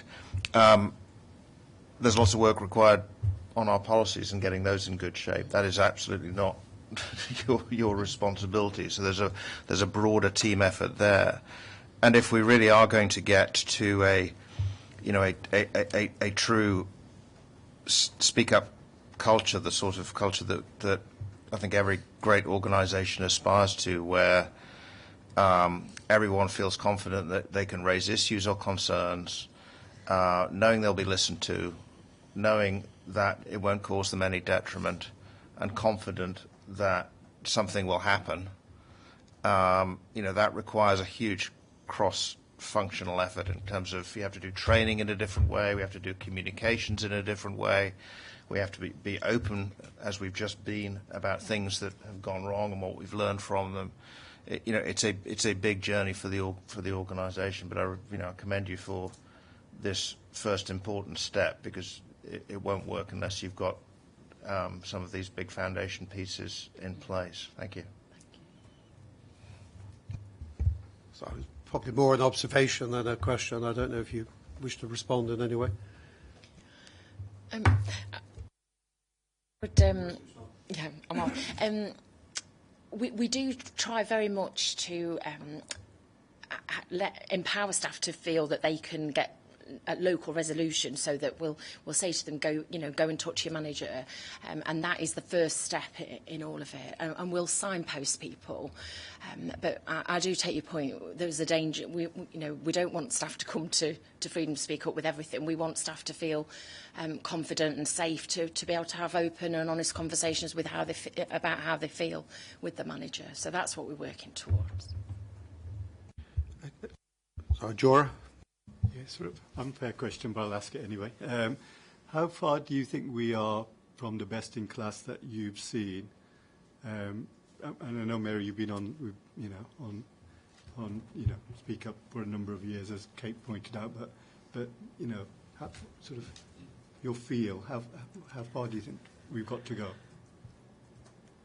I think, if you agree it, we're just about to have a fabulous new policy that will exceed the national minimum. I think, together with the review that we've had, with the collective insight, particularly from our hospital teams and their well-led inspections, which includes a look at speaking up culture, I think we have good insight. I think we understand that information is our lifeblood, and that we want to hold ourselves to the standards that we expect of others. So I think we know what good looks like. We regulate against it.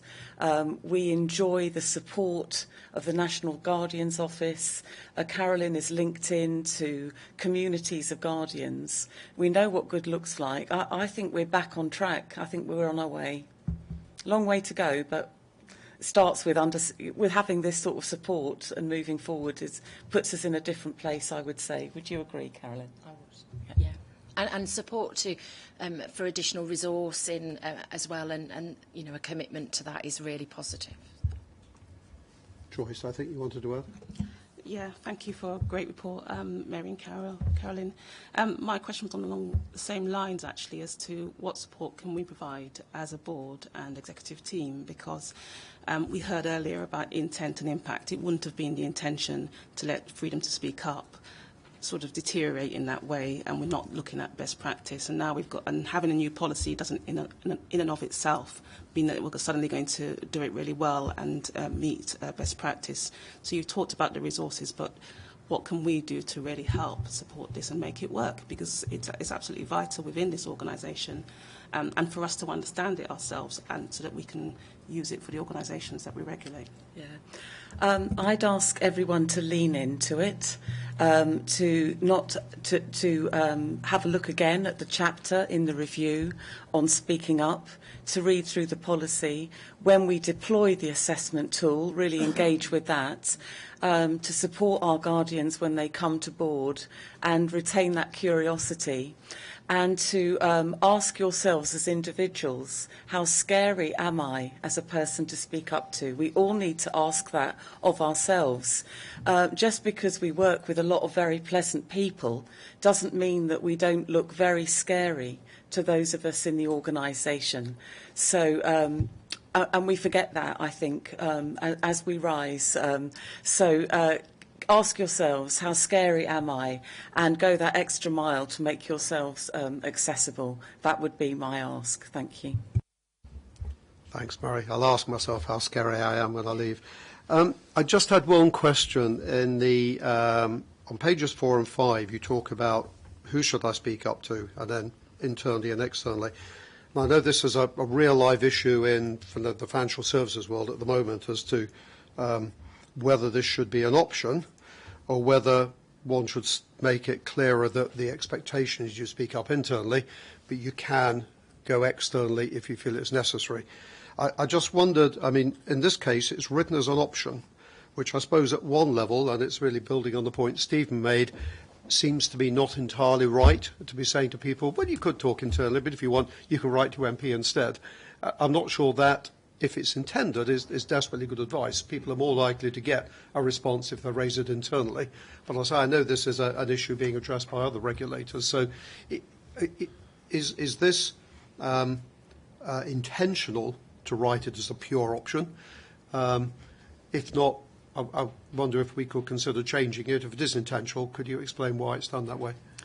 I'd say we'd followed the NHSE standard, national standard guidance, of which this is part. I think it's fair to lay out all the options. And my experience as Guardian, and Carolyn's too, is that most people who speak up want to speak up internally.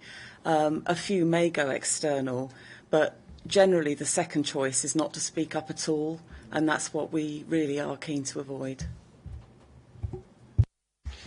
Well, we're being asked to approve the policy and the tool. I haven't heard any dissent. Can I just make one suggestion? It says that this would be reviewed after 2 years. It's the sort of policy that normally would be reviewed after 2 years, but bearing in mind it's brand new, quite different, part of a suite where we haven't updated the rest of it yet, and you're going to complete the tool, maybe we should bring it back in 12 months' time and see how it's working and whether we should do something different. Yeah, thank you. Very happy to do that. Okay, well, thank you very much, ladies.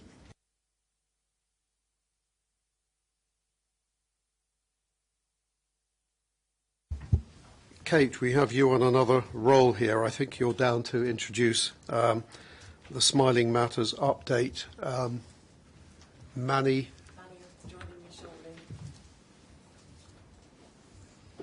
Hello, Manny. So apologies keeping you waiting a few minutes. So Smiling Matters, 3 years on. Kate, over to you. Thank you, and very warm welcome, Manny, who's joining Mary, who's been with us for the previous item.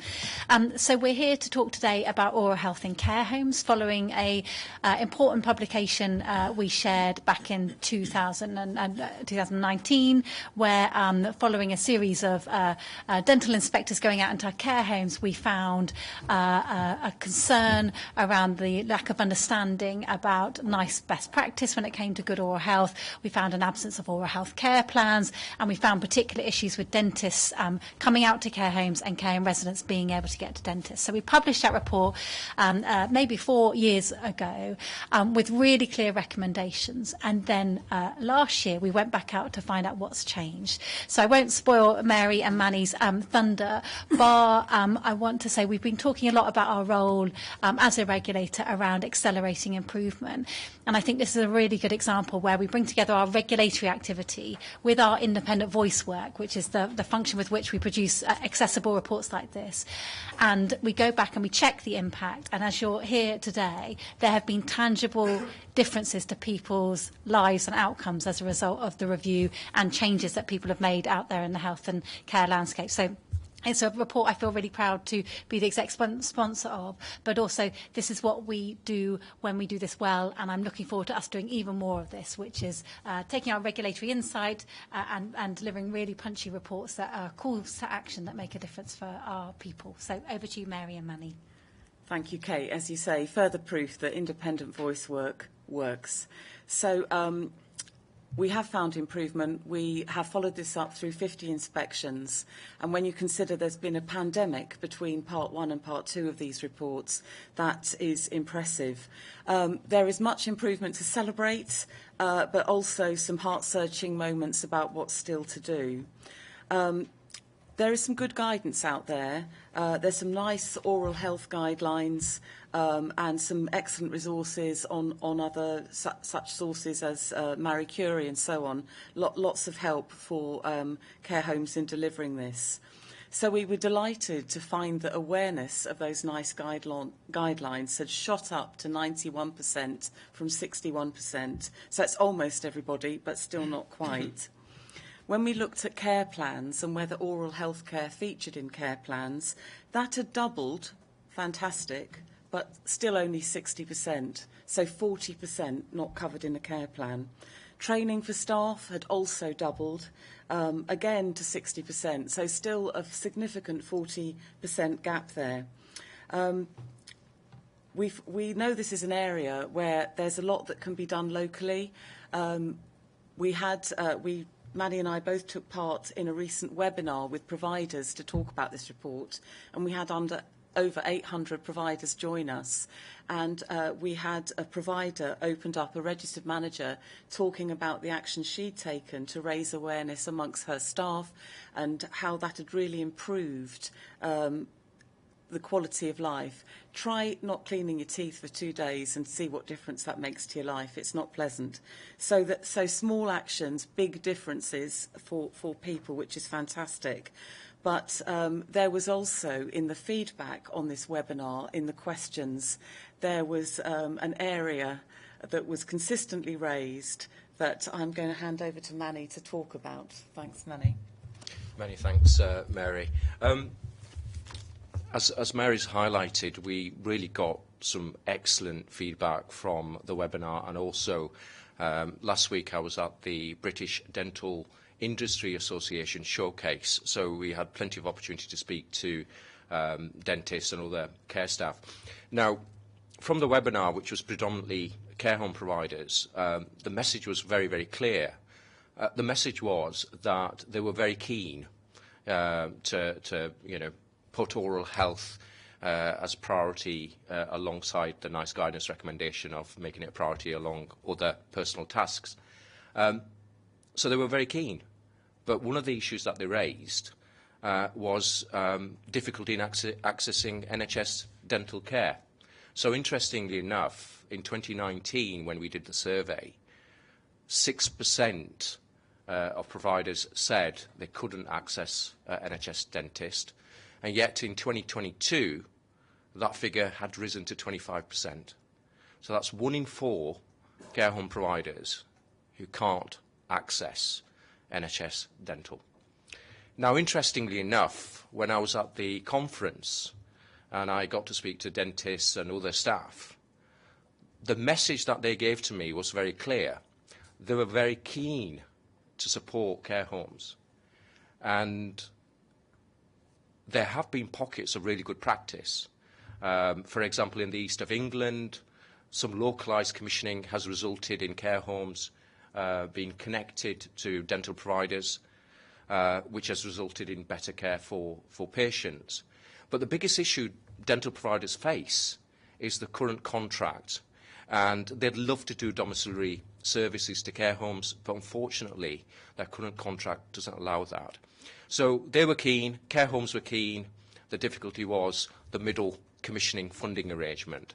So as I've already highlighted, there has been some excellent work, some pilot work of localised commissioning in, for example, the east of England.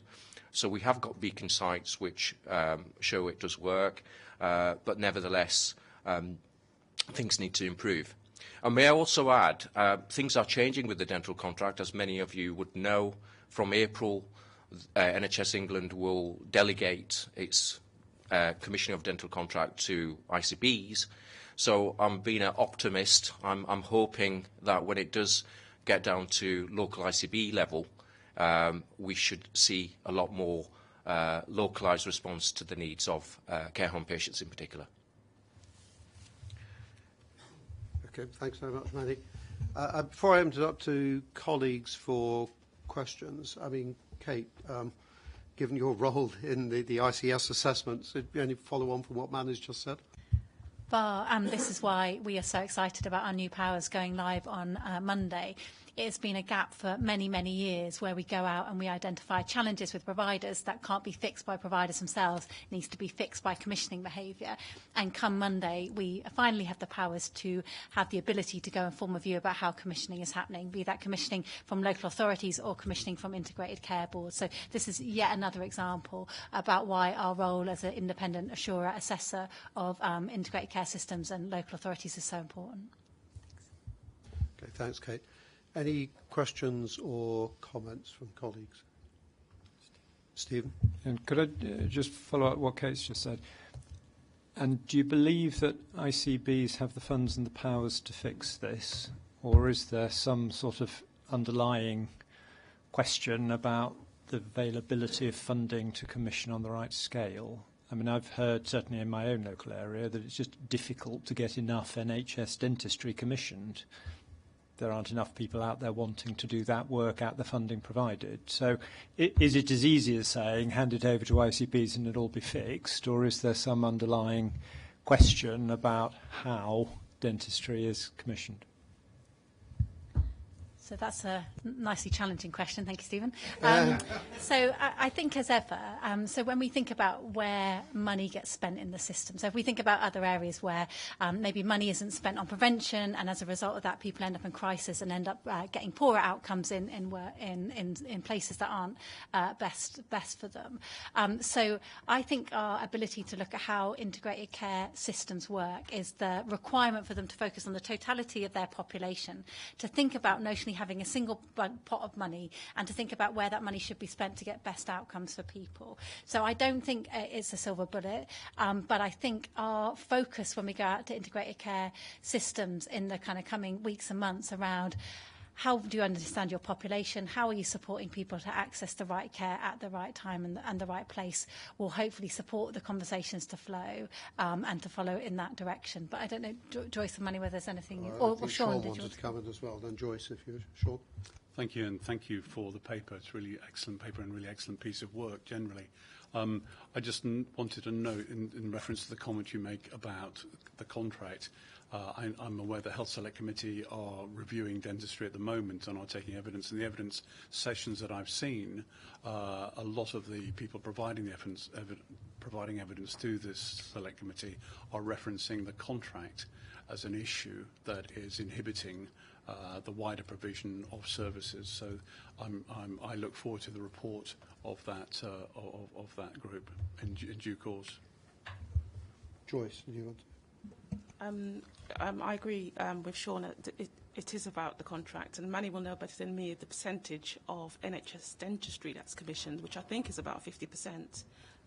But Manny, you might correct that percentage. But that has to be looked at and fixed for commissioning to be successful, because it cannot be that, and it's a postcode lottery, as in where that 50% falls as well. So that there are areas in the country that don't have any NHS dentistry at all. So that has to be looked at. Just to respond to Joyce, absolutely. I mean, we've already highlighted this in our state of care. If you look at NHS activity in 2014-15, it was commissioned at 44.1% per 100,000 population. In 21-22, it's dropped, and it's dropped to 49.1%. So there is a reduction in activity being commissioned, and it's also coupled with NHS dentists doing less activity and doing more private activity. So you also need to factor in the inequalities there, because often it's the most deprived areas which have the least dental activity. So London has the greatest, Midlands has the lowest. But yes, it does have an impact on, disproportionate impact on deprived areas. Chris, I think you want to come. Just to sort of build on that point, you're absolutely right, Manny. It's in the state of care. I'm looking at the figures in front of me. The work we did in 2021 showed that if you take a December to December 2020-2019, there was a reduction in 6 million units of NHS dentistry in that period of time, which is massive. And that, just to link to Stephen's point, that isn't uniform across the country. It is different in different parts of the country, and that's part of the challenge of ICBs and the ICS arrangements is how do we, what is different in the areas where we see that greater commission of NHS services? What are the ingredients which causes that to happen? I just wanted, if I may, just return to the point of this paper and to something that Mary said before. When we did this piece of work in 2019, I think it was the first time we looked at this piece of work in this way, and we used a variety of different tools to try and understand what would work to drive change and improvement. Often as a regulator, you think to yourself, well, we're going to just take some regulatory action against some organisations. And we did a number of bits of work around, in some cases, directing people, in some cases, working with system leaders, in some cases providing some information. And I think that what's interesting about this piece of work is the effect that it's had has, I think, been a cause and linked to a number of different types of interventions. So it's not a big, thick report that goes out that everybody reads. This is some targeted information, some nudging of conversations that have happened at regional and local level. And what I really like about this is 3 years on, we've been able to see the tangibility of that change. And I think the challenge for all of us is this is a great piece of work, and there's some people, colleagues here today, and colleagues elsewhere that have contributed to it. I think this is an opportunity to use this and in the work we've done before in driving improvement to make sure that what we do at the time we write a first report has the ability to be revisited later, so that we can demonstrate the value of the things that that we took in that original 2019-2020 piece. Thanks very much, Chris. Okay. If there are no more comments, I mean, in a sense, we're asked to just consider what's happening, but I mean, well done. I did have 2 comments. One I think we've dealt with, which is just making sure we'd reflected on what's working about this. But Kate, I think you dealt with that in your opening remarks. And, there's lessons for this about having the right sort of focus now, use something, bring about improvement. We can't boil the ocean, but there are some things where we can make a difference reasonably quickly. The other thing, simple personal request, but like so many documents, it's very difficult to find out when this was produced. Could we stick a date on the front page so you know? You've got to go a long way through this before you find out when it was produced, or when it's on the shelf will matter. If that's it, then look, thank you very much indeed for both coming along. And there's obviously a few points there to pick up in integrated care work as well. Thank you. Moving swiftly on, as they say. We're running a little bit behind schedule, but I think we can make it up on the next couple of items. We're now looking at the business plan. As we've already said, this is not for approval at this stage. But Kate, do you want to just say a little bit about where we are, and then we'll ask Chris to talk to in a bit more detail? Thank you. So this is our final draft of the business plan before it comes to board in May. And as I mentioned earlier when we were talking about the listening, learning and responding to concerns review, it's really important that we have the opportunity to digest that review and for that review to plug into this business plan as well. So without further ado, I will hand over to Chris. Thank you, Kate. So yes, as you can see, business plan for 2023 through to 2026 as a final draft. We've set out what we want to deliver, and this time we've tried to ensure there's a clear alignment through to the strategy. So you can see the structure is based around strategic themes. We've also tried to introduce the concept of OKRs. So we've got objectives and then key results, and tried to clearly illustrate how they'll work in the organisation, and we're going to try and flow them right down to individual objectives in the organisation. We've pulled together a summary, so you can see the detail of the structure of the plan, but then to help illustrate this for the reader, we've got a 3-page summary, 1 around objectives and 2 around key results. And as Kate and Ian have alluded to, we've got placeholders in 3 areas for the publication of the LLRC review.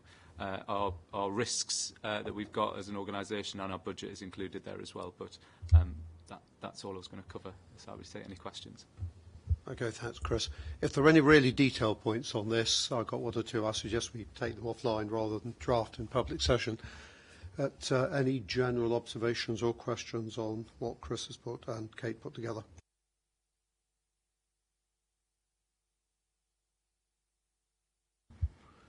can't lay you off that easily, Chris. Mark. I think it's very helpful, and I'll follow up with some detailed comments. I just think I think it's quite important in a few places where we're talking about improvement, and we're talking and we haven't yet got to the measures that we're going to use to make sure that we can not only establish a measure, but we can try and establish a baseline as well. So we're not waiting 2 years to work out whether we're moving the dial in relation to that. And just to mention, because it came up in RGC, I think there is work to do in terms of it's great to see a commitment in relation to out of hours inspections, but actually there's work to do in terms of making sure that we're measuring that accurately. It's not inspections that spill out of hours. These are inspections that are intended to take place primarily outside normal working day. But I'll follow up with some decent. But I think it's really helpful. Thanks, Mark. Any other questions or comment? I mean, it's not like we've never seen anything like this before, and you've clearly taken on board comments in other fora. So not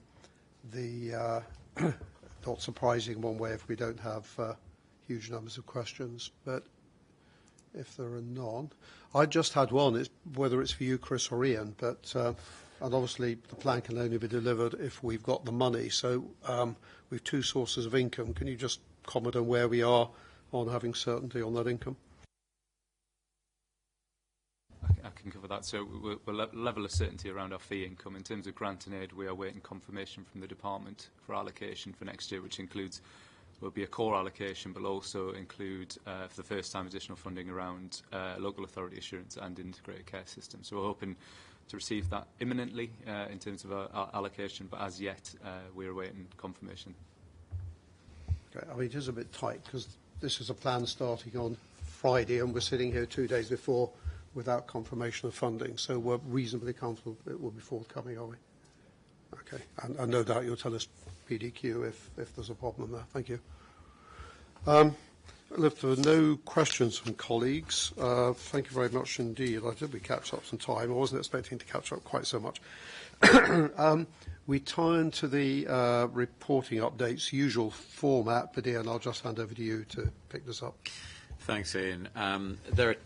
As ever, the report from the executive team is split into two components. One is the regulatory matters and one is organisational matters. If I kick off with the regulatory matters, and I'll pause, and then we can move on to the second part. So I think take the report as read in terms of the detail, but there were a couple of things I did want to pull out.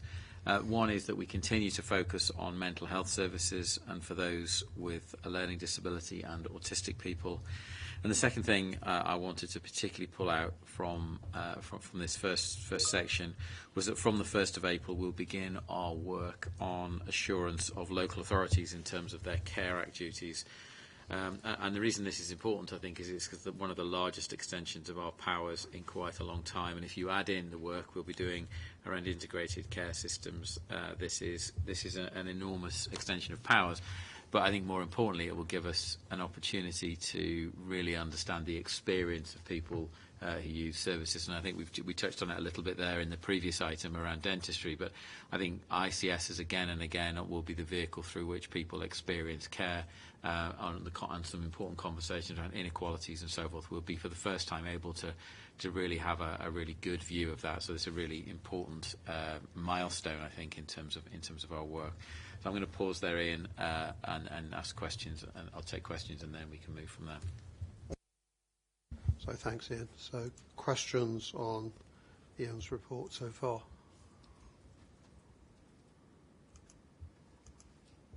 No. It's obviously that first hour of the day has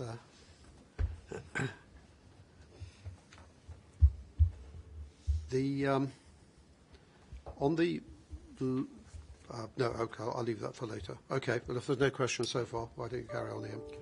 Thank you. So moving on to the second part, the organisational matters part of the report.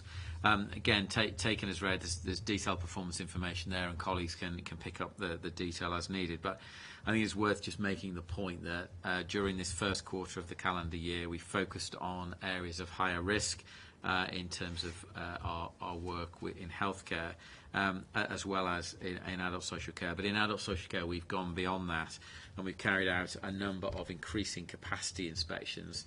And that's really about reviewing whether we can see if care services, if care homes in particular, have improved enough for local authorities to place people there. We worked in conjunction with directors of adult social care, and as of the 16th of March, we'd done 487 inspections, with around half leading to expectations of increasing beds. That in turn translates into additional capacity in local health and care systems. So I just want to just record my thanks to the adult social care teams. We began with a target of 300 inspections. They're now at 487, and I think that number is probably a little bit higher than that as we sit here today. So a fantastic piece of work by adult social care colleagues. And so that's all I really wanted to say, other than just to record that fantastic work by the team. Thank you. Okay, thanks, Ian. So, again, questions for additional comments? Tyson.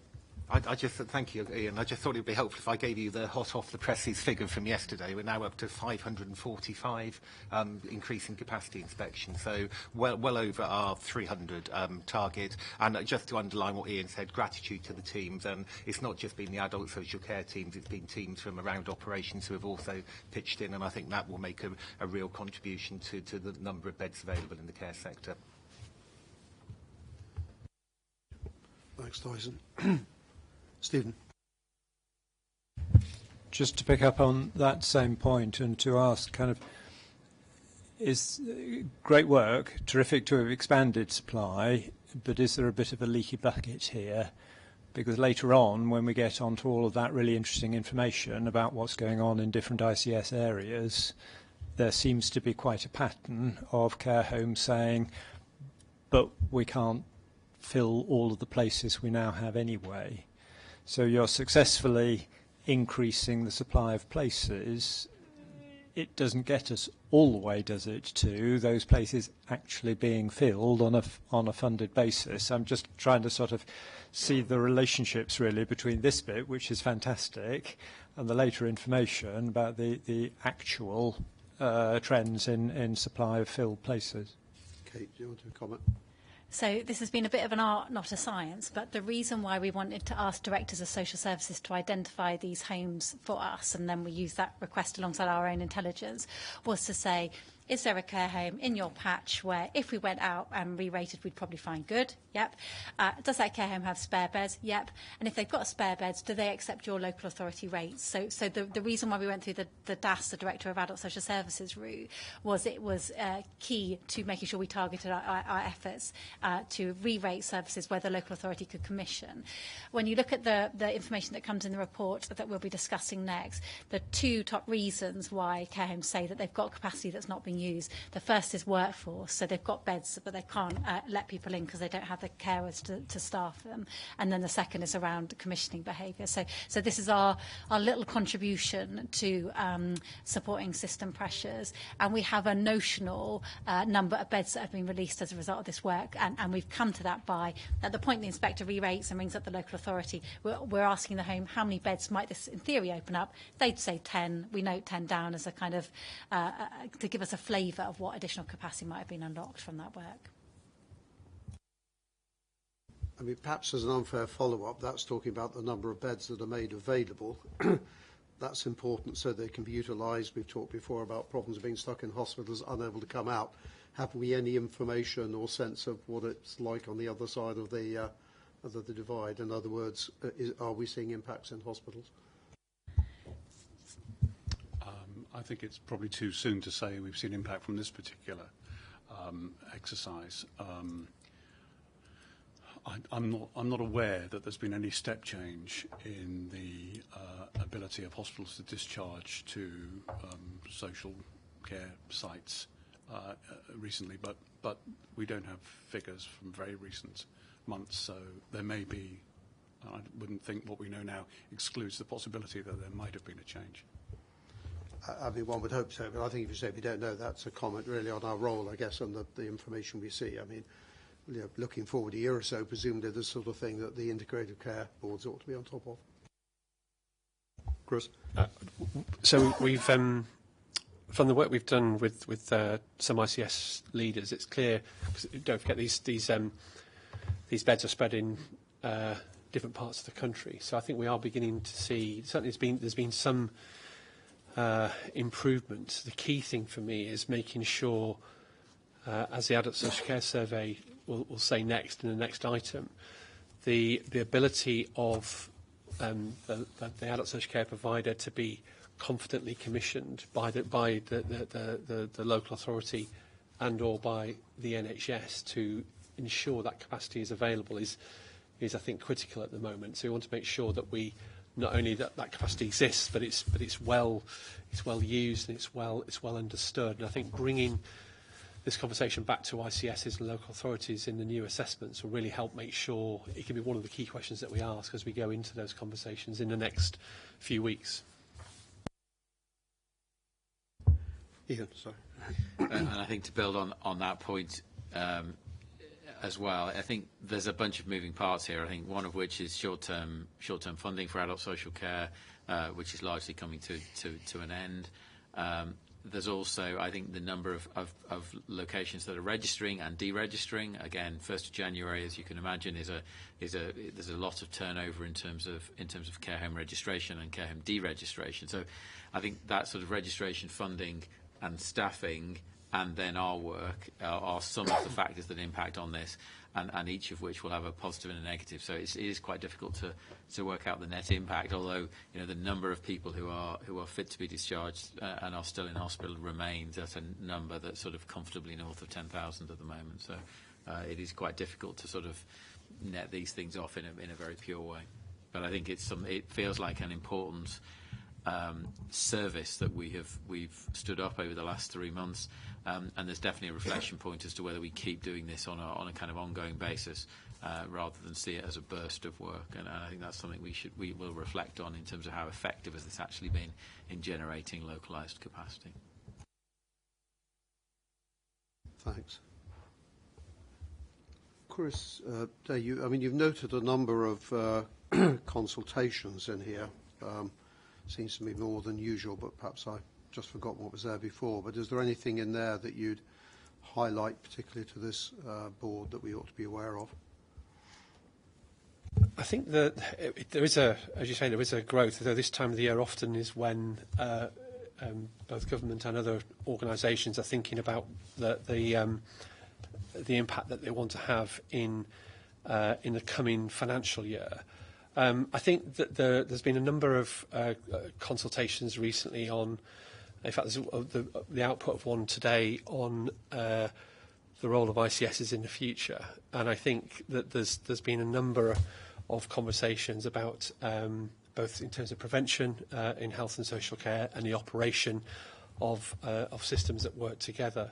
I think what the consultations demonstrate is the importance of the information that we gather across the health and social care system and how that can be used by organisations and different parts of government. Note particularly the work that Chris Tzikis, the Director of Mental Health, has given to the PAC on their inquiry into improving mental health services. I think there's some really important work that will come out of that committee that will hopefully drive some of the things that we've been saying in our mental health report. So I think it's a reflection of the information that we hold that is in some cases unique, and it's also a reflection of there's a growing determination, I think, to make system effectiveness a thing of both the way in which government will work and the way in which government departments will think about their role. And I think we've had a positive impact on both. Okay, thank you. Kate, I mean, we just came back to the first part of this. We touched on our work at ICS as the local authorities a bit earlier, but noting apart from anything else, this is all very last minute at one level. For the avoidance of doubt, and bearing in mind this is a public board, could you just clarify exactly where we are, what we're going to be doing at each and when we're going to be starting? I think it might be helpful.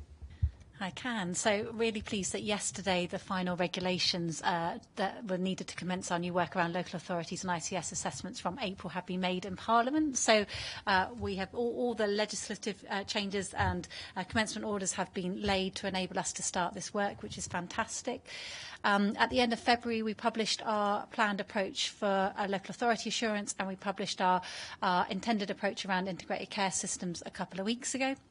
And they are still, ICS, there are still a few more conversations that are needed on that front. But for local authorities, the plan is that from April, we will spend 6 months looking at 2 quality statements across 152 local authorities. So we're going to look at continuity of care, and we're going to look at assessing need. So we're going to take a view across every local authority and aggregate that up, and the themes from that will be featured in our State of Care report in October.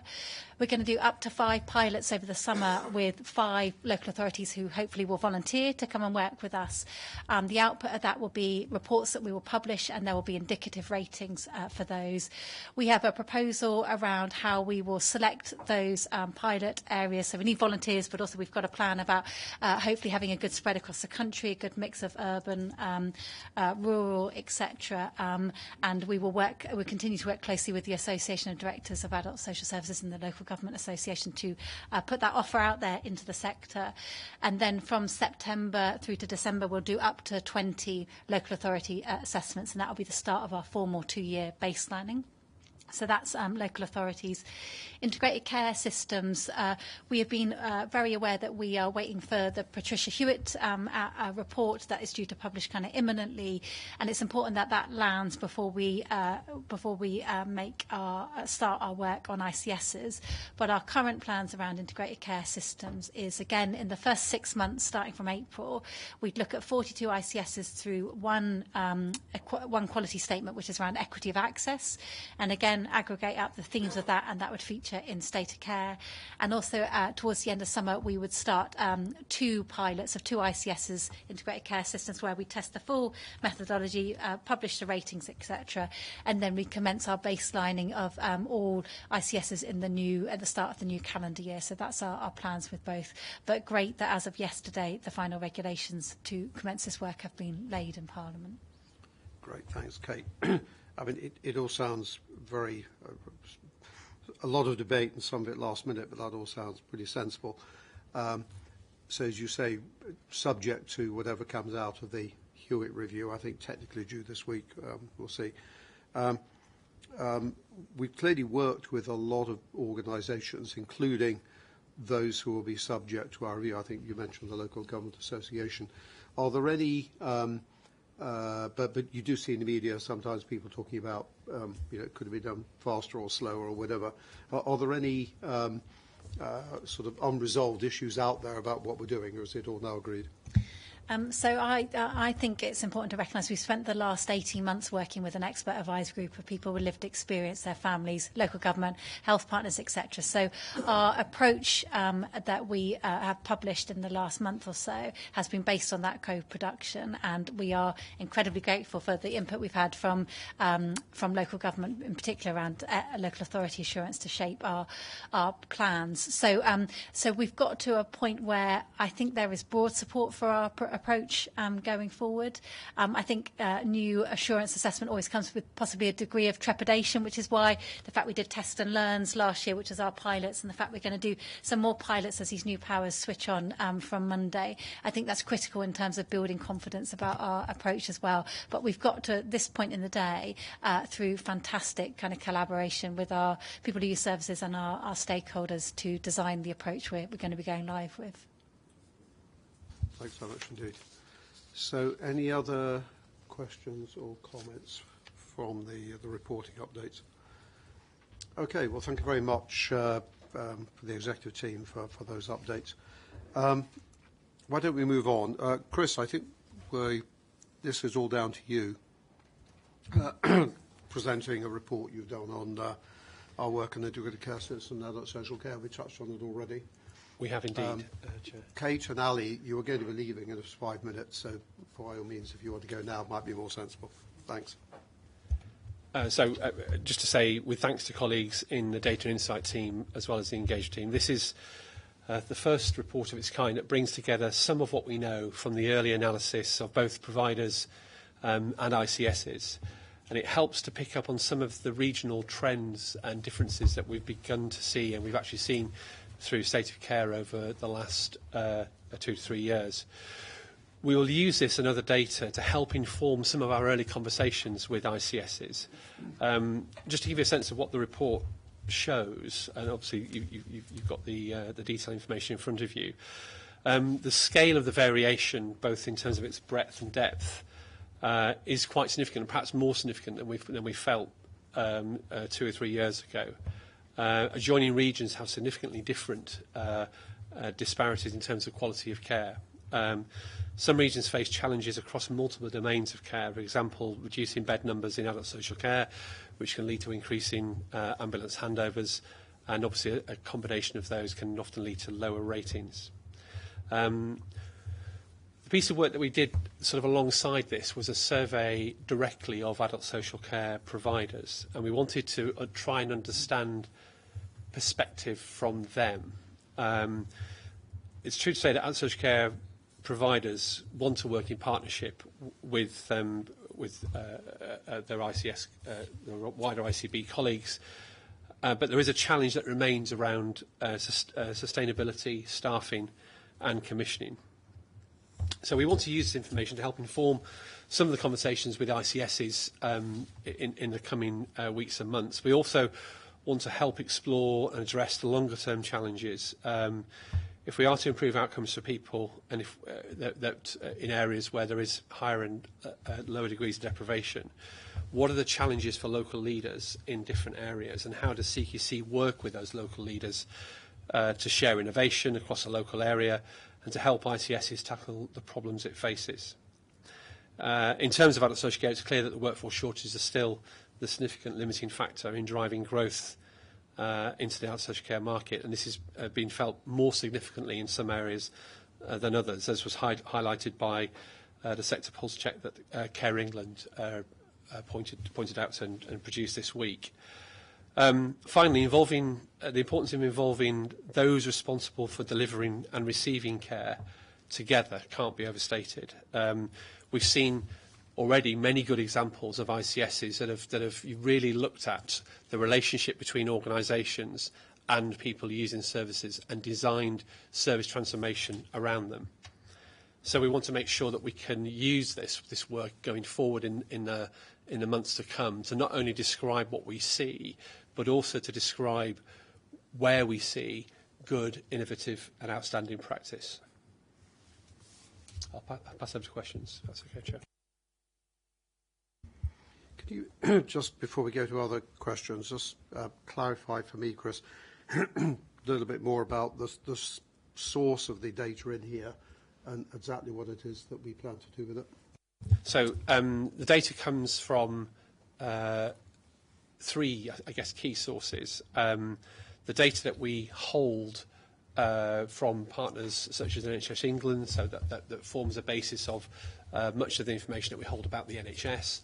The data that we glean ourselves from our own inspection activity and our own data collection, and as I mentioned earlier, the survey work that we did that was unique to this piece of work. So those three components make up the summary of the information which forms the report. Obviously, the first two of those will be an ongoing dissection of data, and we hope to be able to replicate this. I think one of the really interesting things for me is that as we move to our new model of working, where teams are coming together with their cross-sector experience, I'm really looking forward to us being able to form a view of areas through the work that teams do. So hospital inspectors working and teams working with adult social care teams, working with primary care teams, to form a view of a patch and to give an ongoing commentary about what's happening in that area and why. So I think this is the beginning of something that will hopefully drive an understanding of how areas are performing more in real time, which again will help us, I think, in trying to drive improvements and change in each local area. Okay, thanks. So, colleagues, Linda. Thanks. So, Chris, I'm just looking at the Adult Social Care Survey. And as you say, it gives some really good insights, but is not representative. So I would say, is it about a 16-17% response rate? And I just wonder if you had any thoughts of you and your team, how you can increase that response rate. So we deliberately cut it short because we wanted to make this board paper with the other piece of information. We've been talking to colleagues in adult social care, Martin Green in particular, and I think there's a way of making this a regular occurrence. This is the first time we've done this work, and I think Martin would say that they just completed a similar survey, but I think the way we can do this together to form a constant view of how things are changing.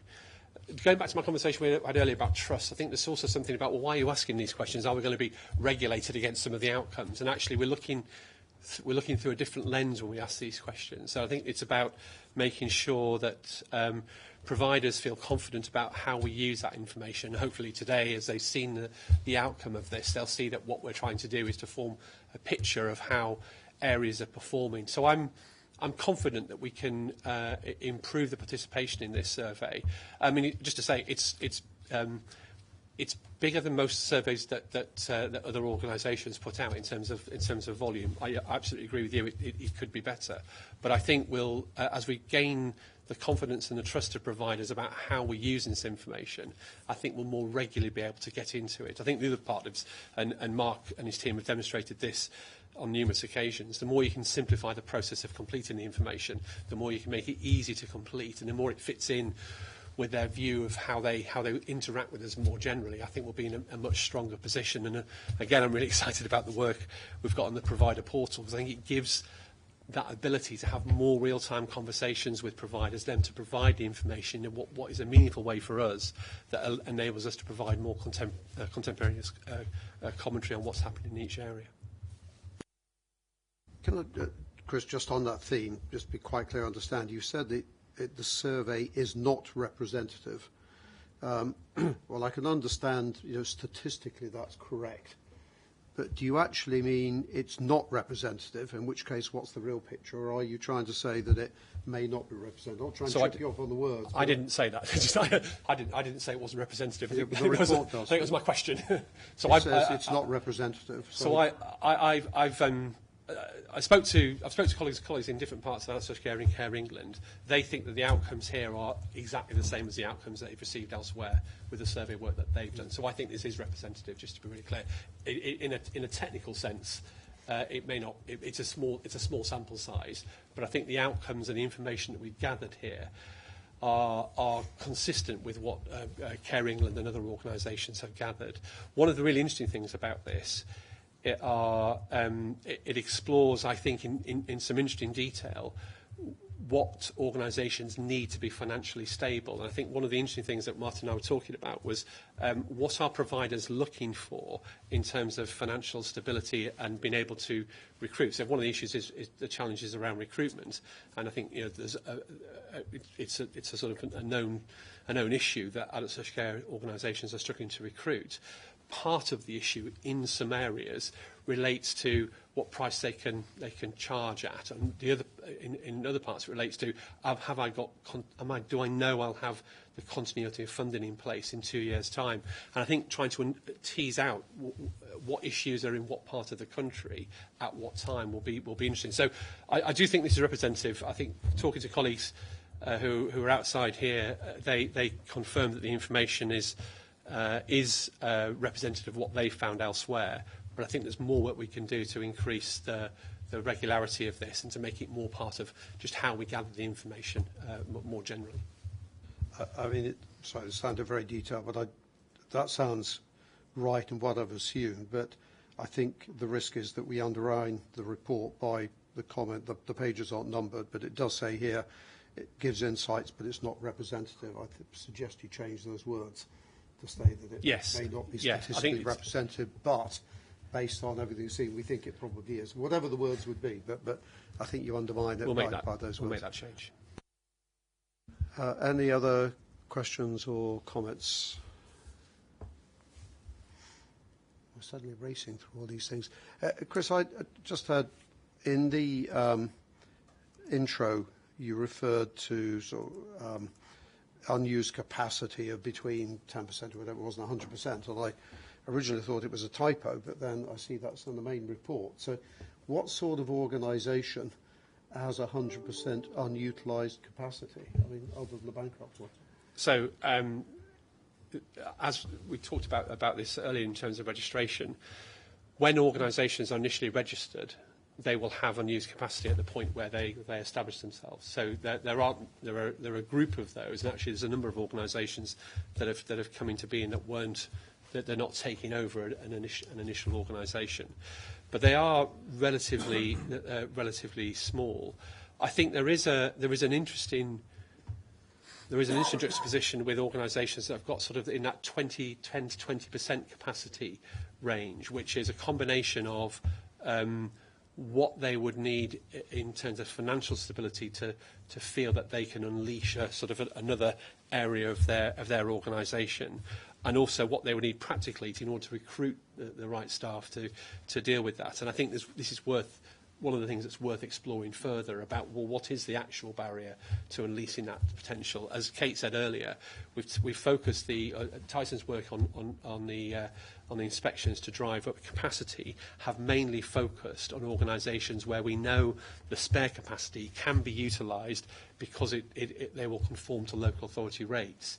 One of the things that Martin's survey, Care England's survey, talks to is the fact that there is a delta in some areas between what a local authority is willing to pay and what a provider's minimum charge would be to release the capacity. And I think it's trying to explore some of that in different parts of the country that may help us have better conversations both with local authorities and actually with ICSs.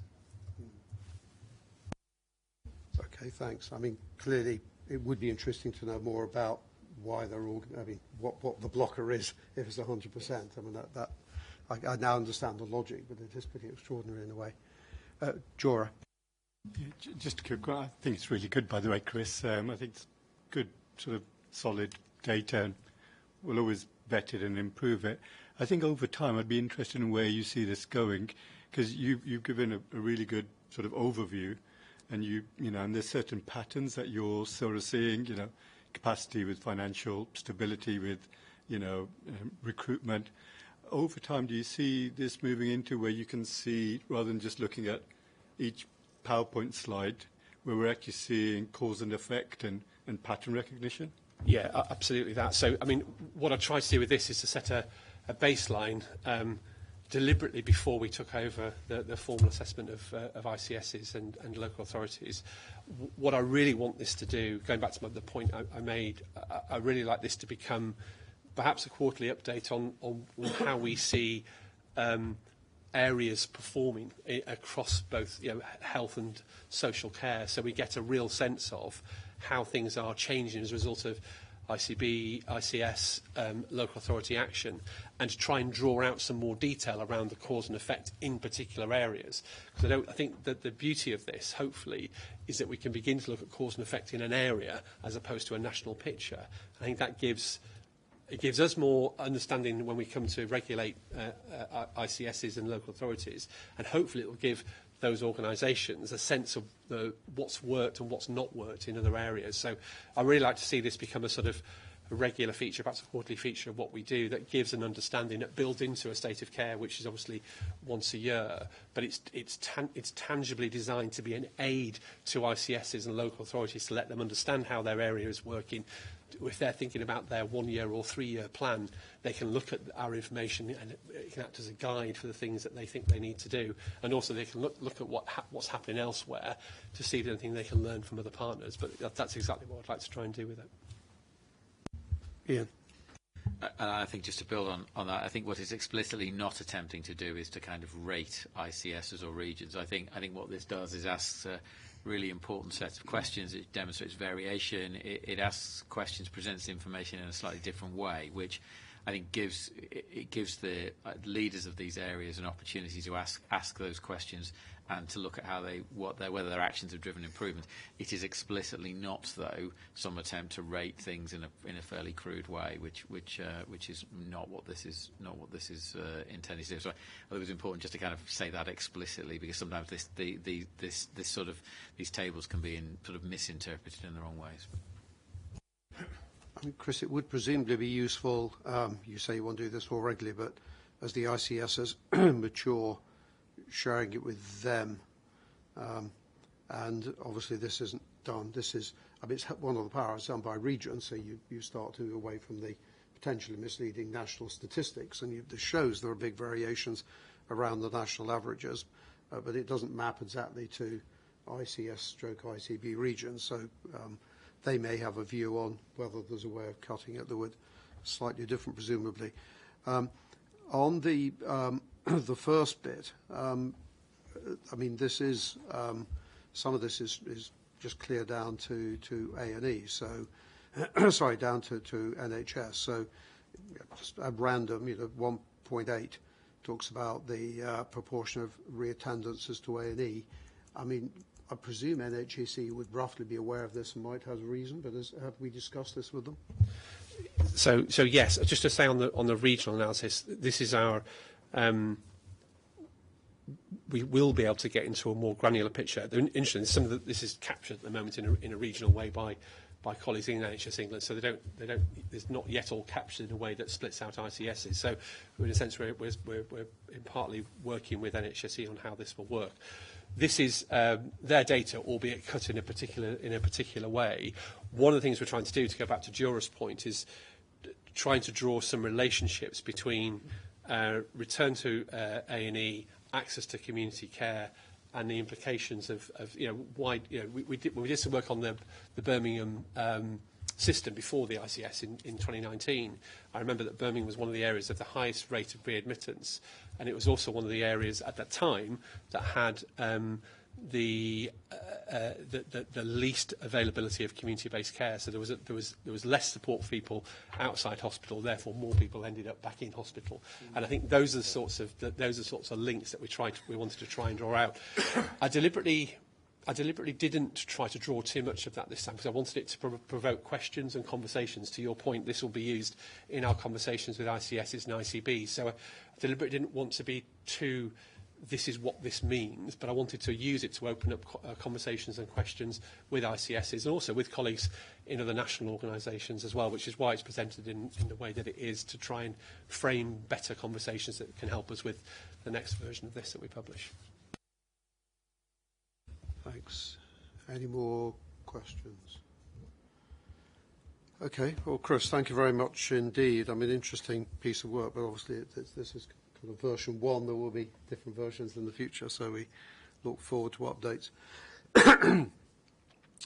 If we move on, we've got a number of governance-related items. I mean, the first is just the minutes.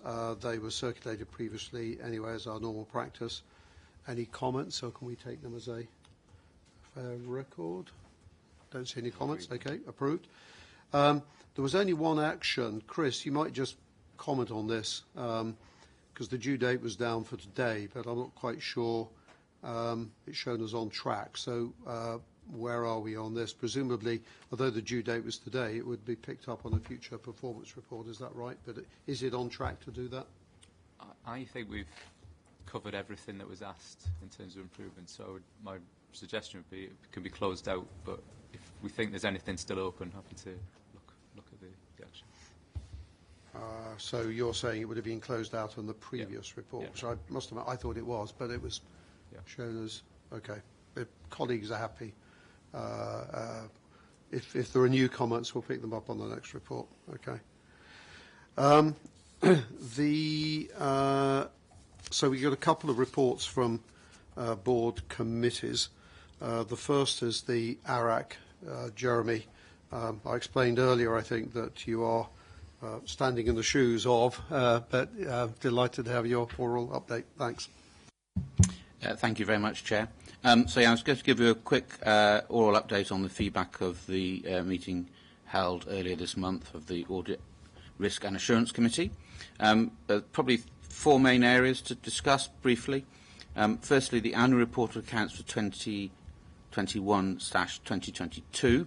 These are still not finalised, not a position we want to be in, but the delay is because the National Audit Office is still waiting for reports from the auditors of the local government pension schemes, in particular for Teesside.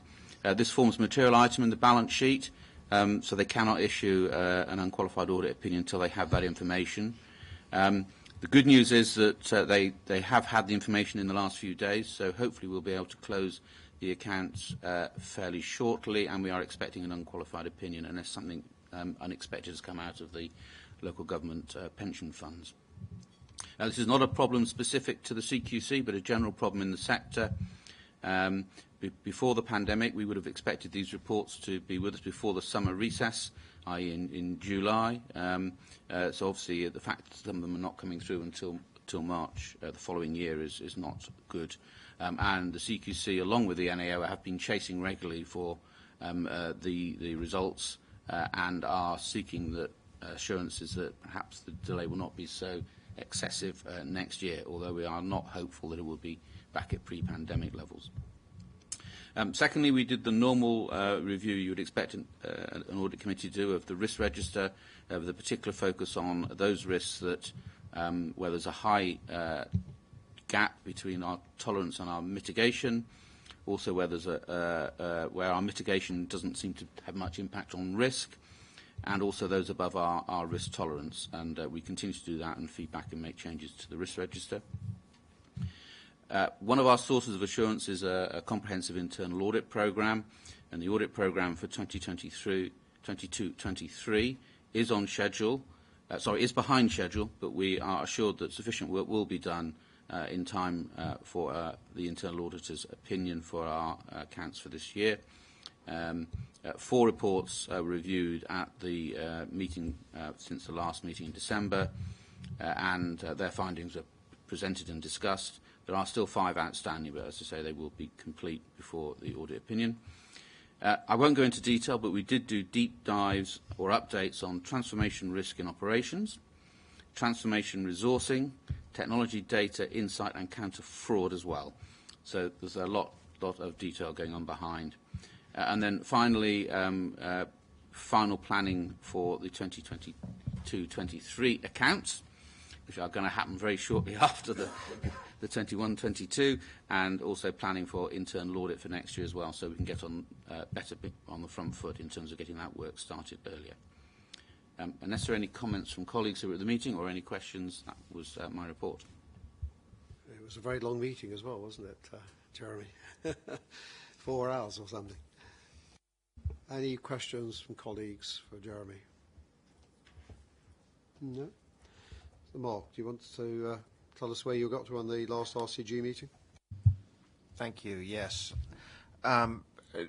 Just an update on what was the second meeting of our sort of relaunched and reshaped regulatory governance committee. At our committee, we're looking at the design of our regulatory model, how we're implementing that design, and what insights we have as to that it's actually effective in delivering the aim of that design.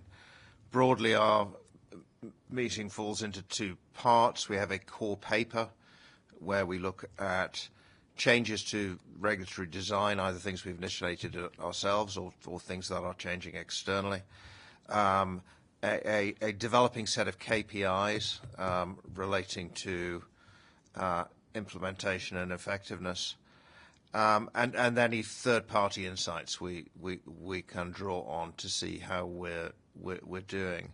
I think we're making good progress, particularly in relation to focusing down on a suite of KPIs that are going to give us the insight that we want. The 2 significant sort of changes that we looked at were, first of all, the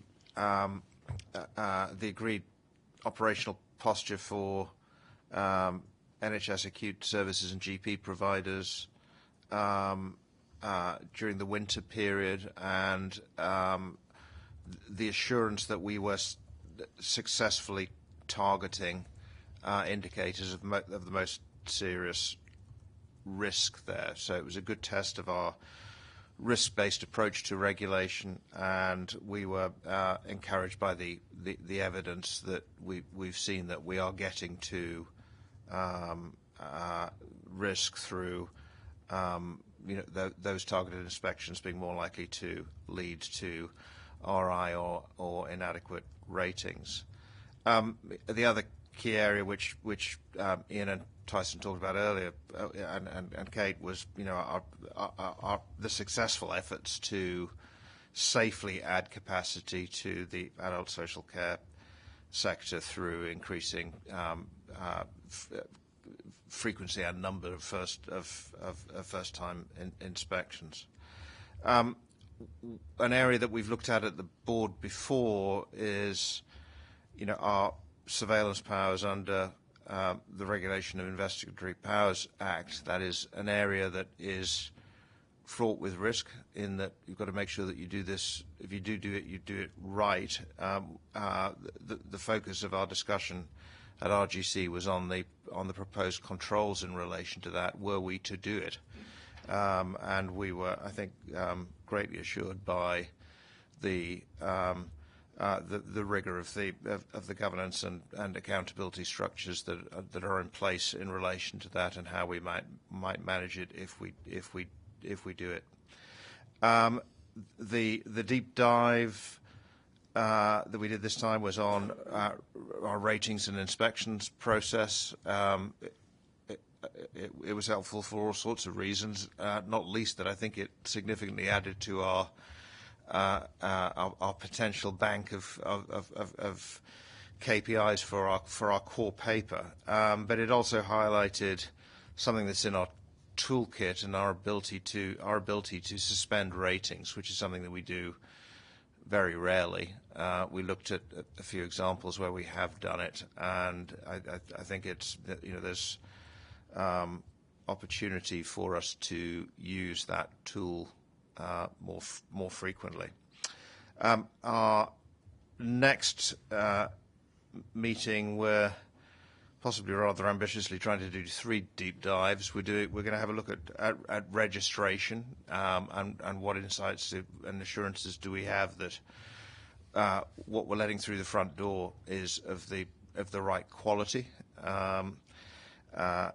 We're looking at silent services, those services where we don't have the benefit of insights from whistleblowers or people speaking up in the service. How can we be sure that without that core source of information in our toolkit, we're getting to the right risk? And we're also going to have a look at our role in relation to market oversight and the interventions that we have available to help shape the market. So that will be for the next meeting. Very full agenda. Thank you for the report, Mark. Any questions for Mark? No? Okay. Well, look, thank you for that. I think that brings us on to any other business. I did flag at the beginning there were 2 points I wanted to pick up now regarding board-level appointments. So I'll take them individually. The first is appointment of a senior independent director. It's not a mandatory regulatory requirement, but it's certainly regarded as good practice. I think we should have one. We did, but that was Mark Saxton, who stood down a few weeks ago since the last board. So we should have another senior independent director. I have talked to people outside the room, so this is no big surprise for anyone listening. Was proposing that Mark Chambers should take on the role. Mark's worked with a lot of boards in different sectors, both public and private, so I think well experienced of the way these roles would operate. So Mark is very willing to take that role on, so can I have colleagues' agreement that he will become the senior independent director? Thank you very much. And then the other, and it links a little bit back to the very first session today, is the Speak Up Guardian internally. That role, albeit with a different policy, but that role was held by the chair of the audit committee.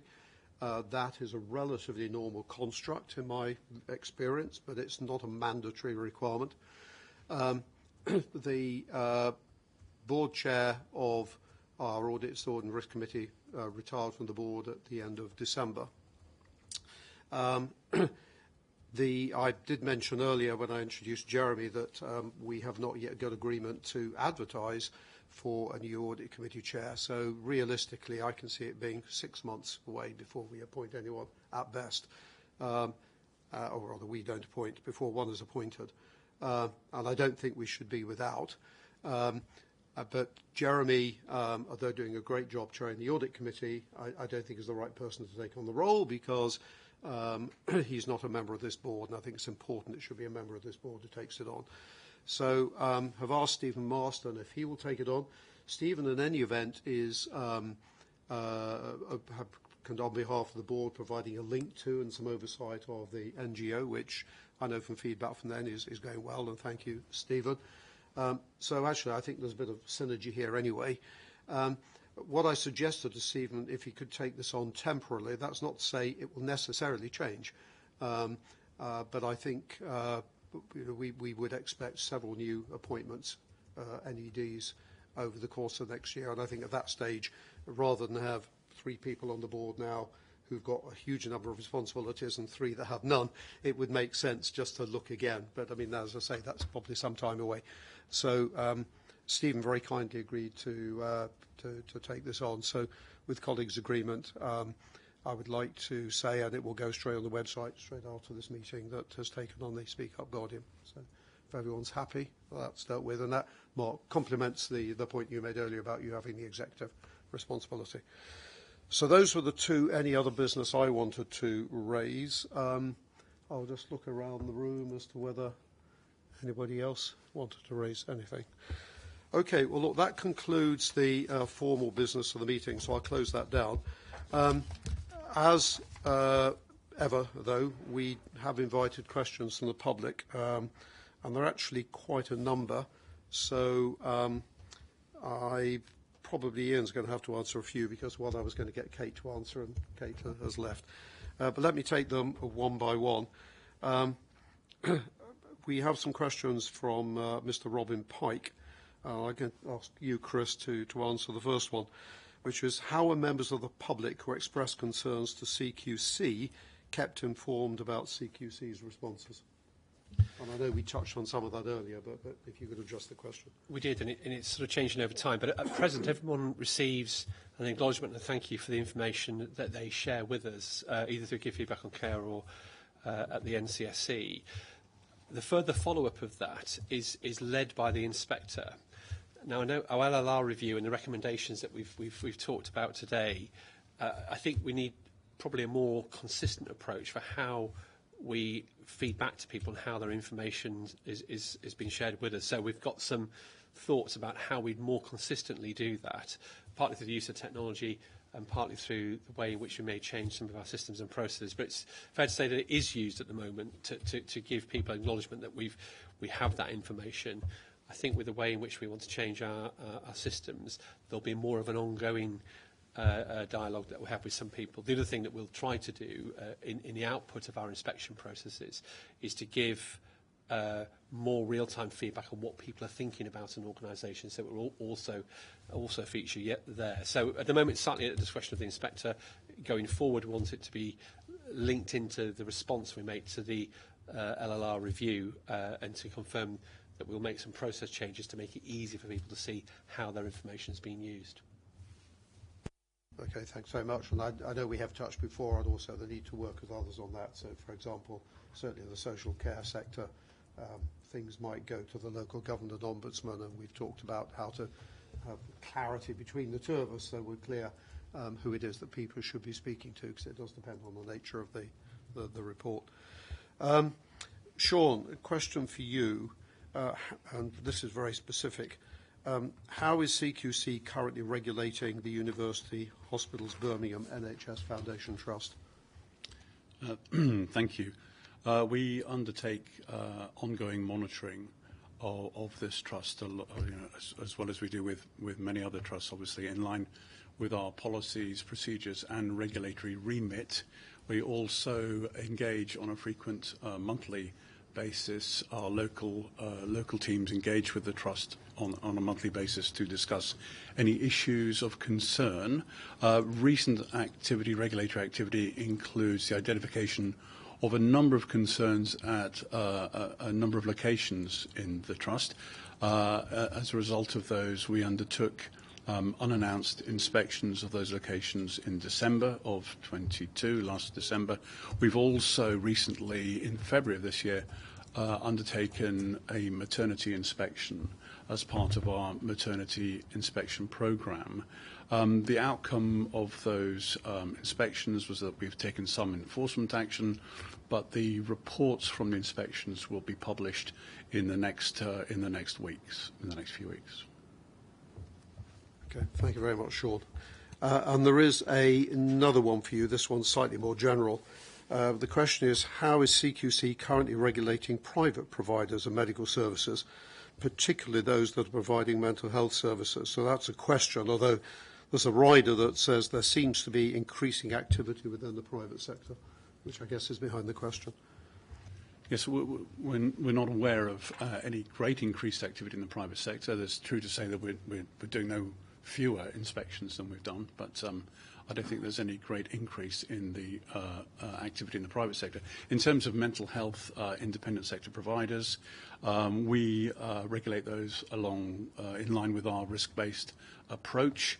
As part of that, we have assessed some of the larger providers recently. The methodology for those larger providers is a little different in that we undertake a well-led assessment of the organisation as a whole, but we undertake core service inspections at specific locations. We also have a dedicated independent health oversight team that liaise with the organisations, with the leadership teams in the organisations, and with our local inspectors, so that there is greater focus on those organisations as appropriate, as and when appropriate. Thanks, Sean. And I mean, I won't put Tyson or Chris on the spot, but I mean, we do publish in due course the registrations by sector. So, I mean, the facts as to whether or not there is a change in private sectors we regulate, I guess, will come out at that stage. But as I won't put you on the spot for specifics now. And then we have two questions, both from one of our internal colleagues, a man called Matthew Egan, who's the Unison National Officer. And they both, I guess, relate back to the first session we had this afternoon. To some extent, I think we probably answered them, but nevertheless, we should respond to the questions now. I'll take them individually. So the first question was, what lessons have the Chair and the Board learnt from the LLR review in respect of how they listen to and engage with the joint trade unions at CQC? Ian, I was going to ask to respond to this, although the question does say Chair and Board, so I don't actually know what Ian's going to say. I will add to it if it's appropriate. Thanks, Ian. I think as we discussed earlier on, I think we've just seen the review. We know that we've had some very positive conversations with our union colleagues over a number of months, particularly around transformation and wider issues. I am optimistic that we'll be able to read that report together. And as Scott mentioned in his concluding remarks, the trade unions are a key partner in delivering the actions in that report. So I'm optimistic that we can learn a number of lessons together. And I'm particularly interested in the conversations we can have around race. And that whole issue of confidence in talking about race. I think the trade unions could be a really powerful partner in developing our response in that area. Thank you. Okay, I mean, just picking up an inference in here, it does say the Chair and the Board, how they would engage with the trade unions. I mean, as we said before, I think the Board is a unitary board, but it comprises the Executive, who do have a responsibility for leadership of the group as a whole, and that would include, among other things, engaging with the trade unions. I don't think it would be the right answer for the non-executive members of the Board to deal directly. I think would do as we did before, that discussed as a unitary board, discussed openly with the management some challenges, and the management, as we heard earlier, have taken action to do things, including the review. So I would agree with what Ian said entirely from our perspective, but I think it's probably helpful just to make that distinction between the non-executive members of the board and the executives. And then Ian, the second question, similar vein, but what steps will the Chair and the Board take to ensure the trade unions at CQC are fully and meaningfully engaged by the CQC senior leadership in the future? I think, as I said earlier on, Ian, we are already, I think, meaningfully engaged with the trades unions on a number of topics. And I know Tyson and Kate have been speaking to them very constructively about what's in the LLR review itself. And in fact, that's exactly where Kate is now talking to union colleagues, and I'd expect we'd have a number of similar and positive and constructive conversations in the same spirit we've been having them over the last few weeks. Thank you. Again, just as a point of detail, I hope I'm giving the right clarification here. Although, I mean, the work was commissioned because of things we knew, including through the Pulse survey, the staff surveys we did, but the management have not been involved directly, or the senior leadership have not been directly in production of the review. I only saw the results the other day. So, I mean, and the colleagues outside the board had not seen the report until a few moments ago. So, you know, although Ian's said he thinks now relationships are much better, to be fair, when you specifically go to the report, the discussions between the senior executive and the colleagues here about the content of the report are taking place as we speak. I mean, people hadn't got them before, and I doubt very much, given the several hundred pages involved, that in the next hour they'll be going through the minutiae of it. So I think, again, just building on Ian's answer from my perspective, the answer will be in very large part the discussions that are planned with all of our colleagues over the course of the next few weeks and reporting back in May. And my just build on that point, really, I'm hoping we can reflect back the tenor of the union, the conversations with the union colleagues in May. So I'll just come back to that. Thank you. Okay, thanks very much, Ian. So I think that brings us to the end of the questions as well. So if that's okay, I'll formally bring the whole session to a close. There's no point in repeating thanks to absent colleagues, although we have noted huge thanks to the people at that first session, but thanks to my colleagues around the table. And for those listening in, we'll see you in about 2 months' time. Thank you.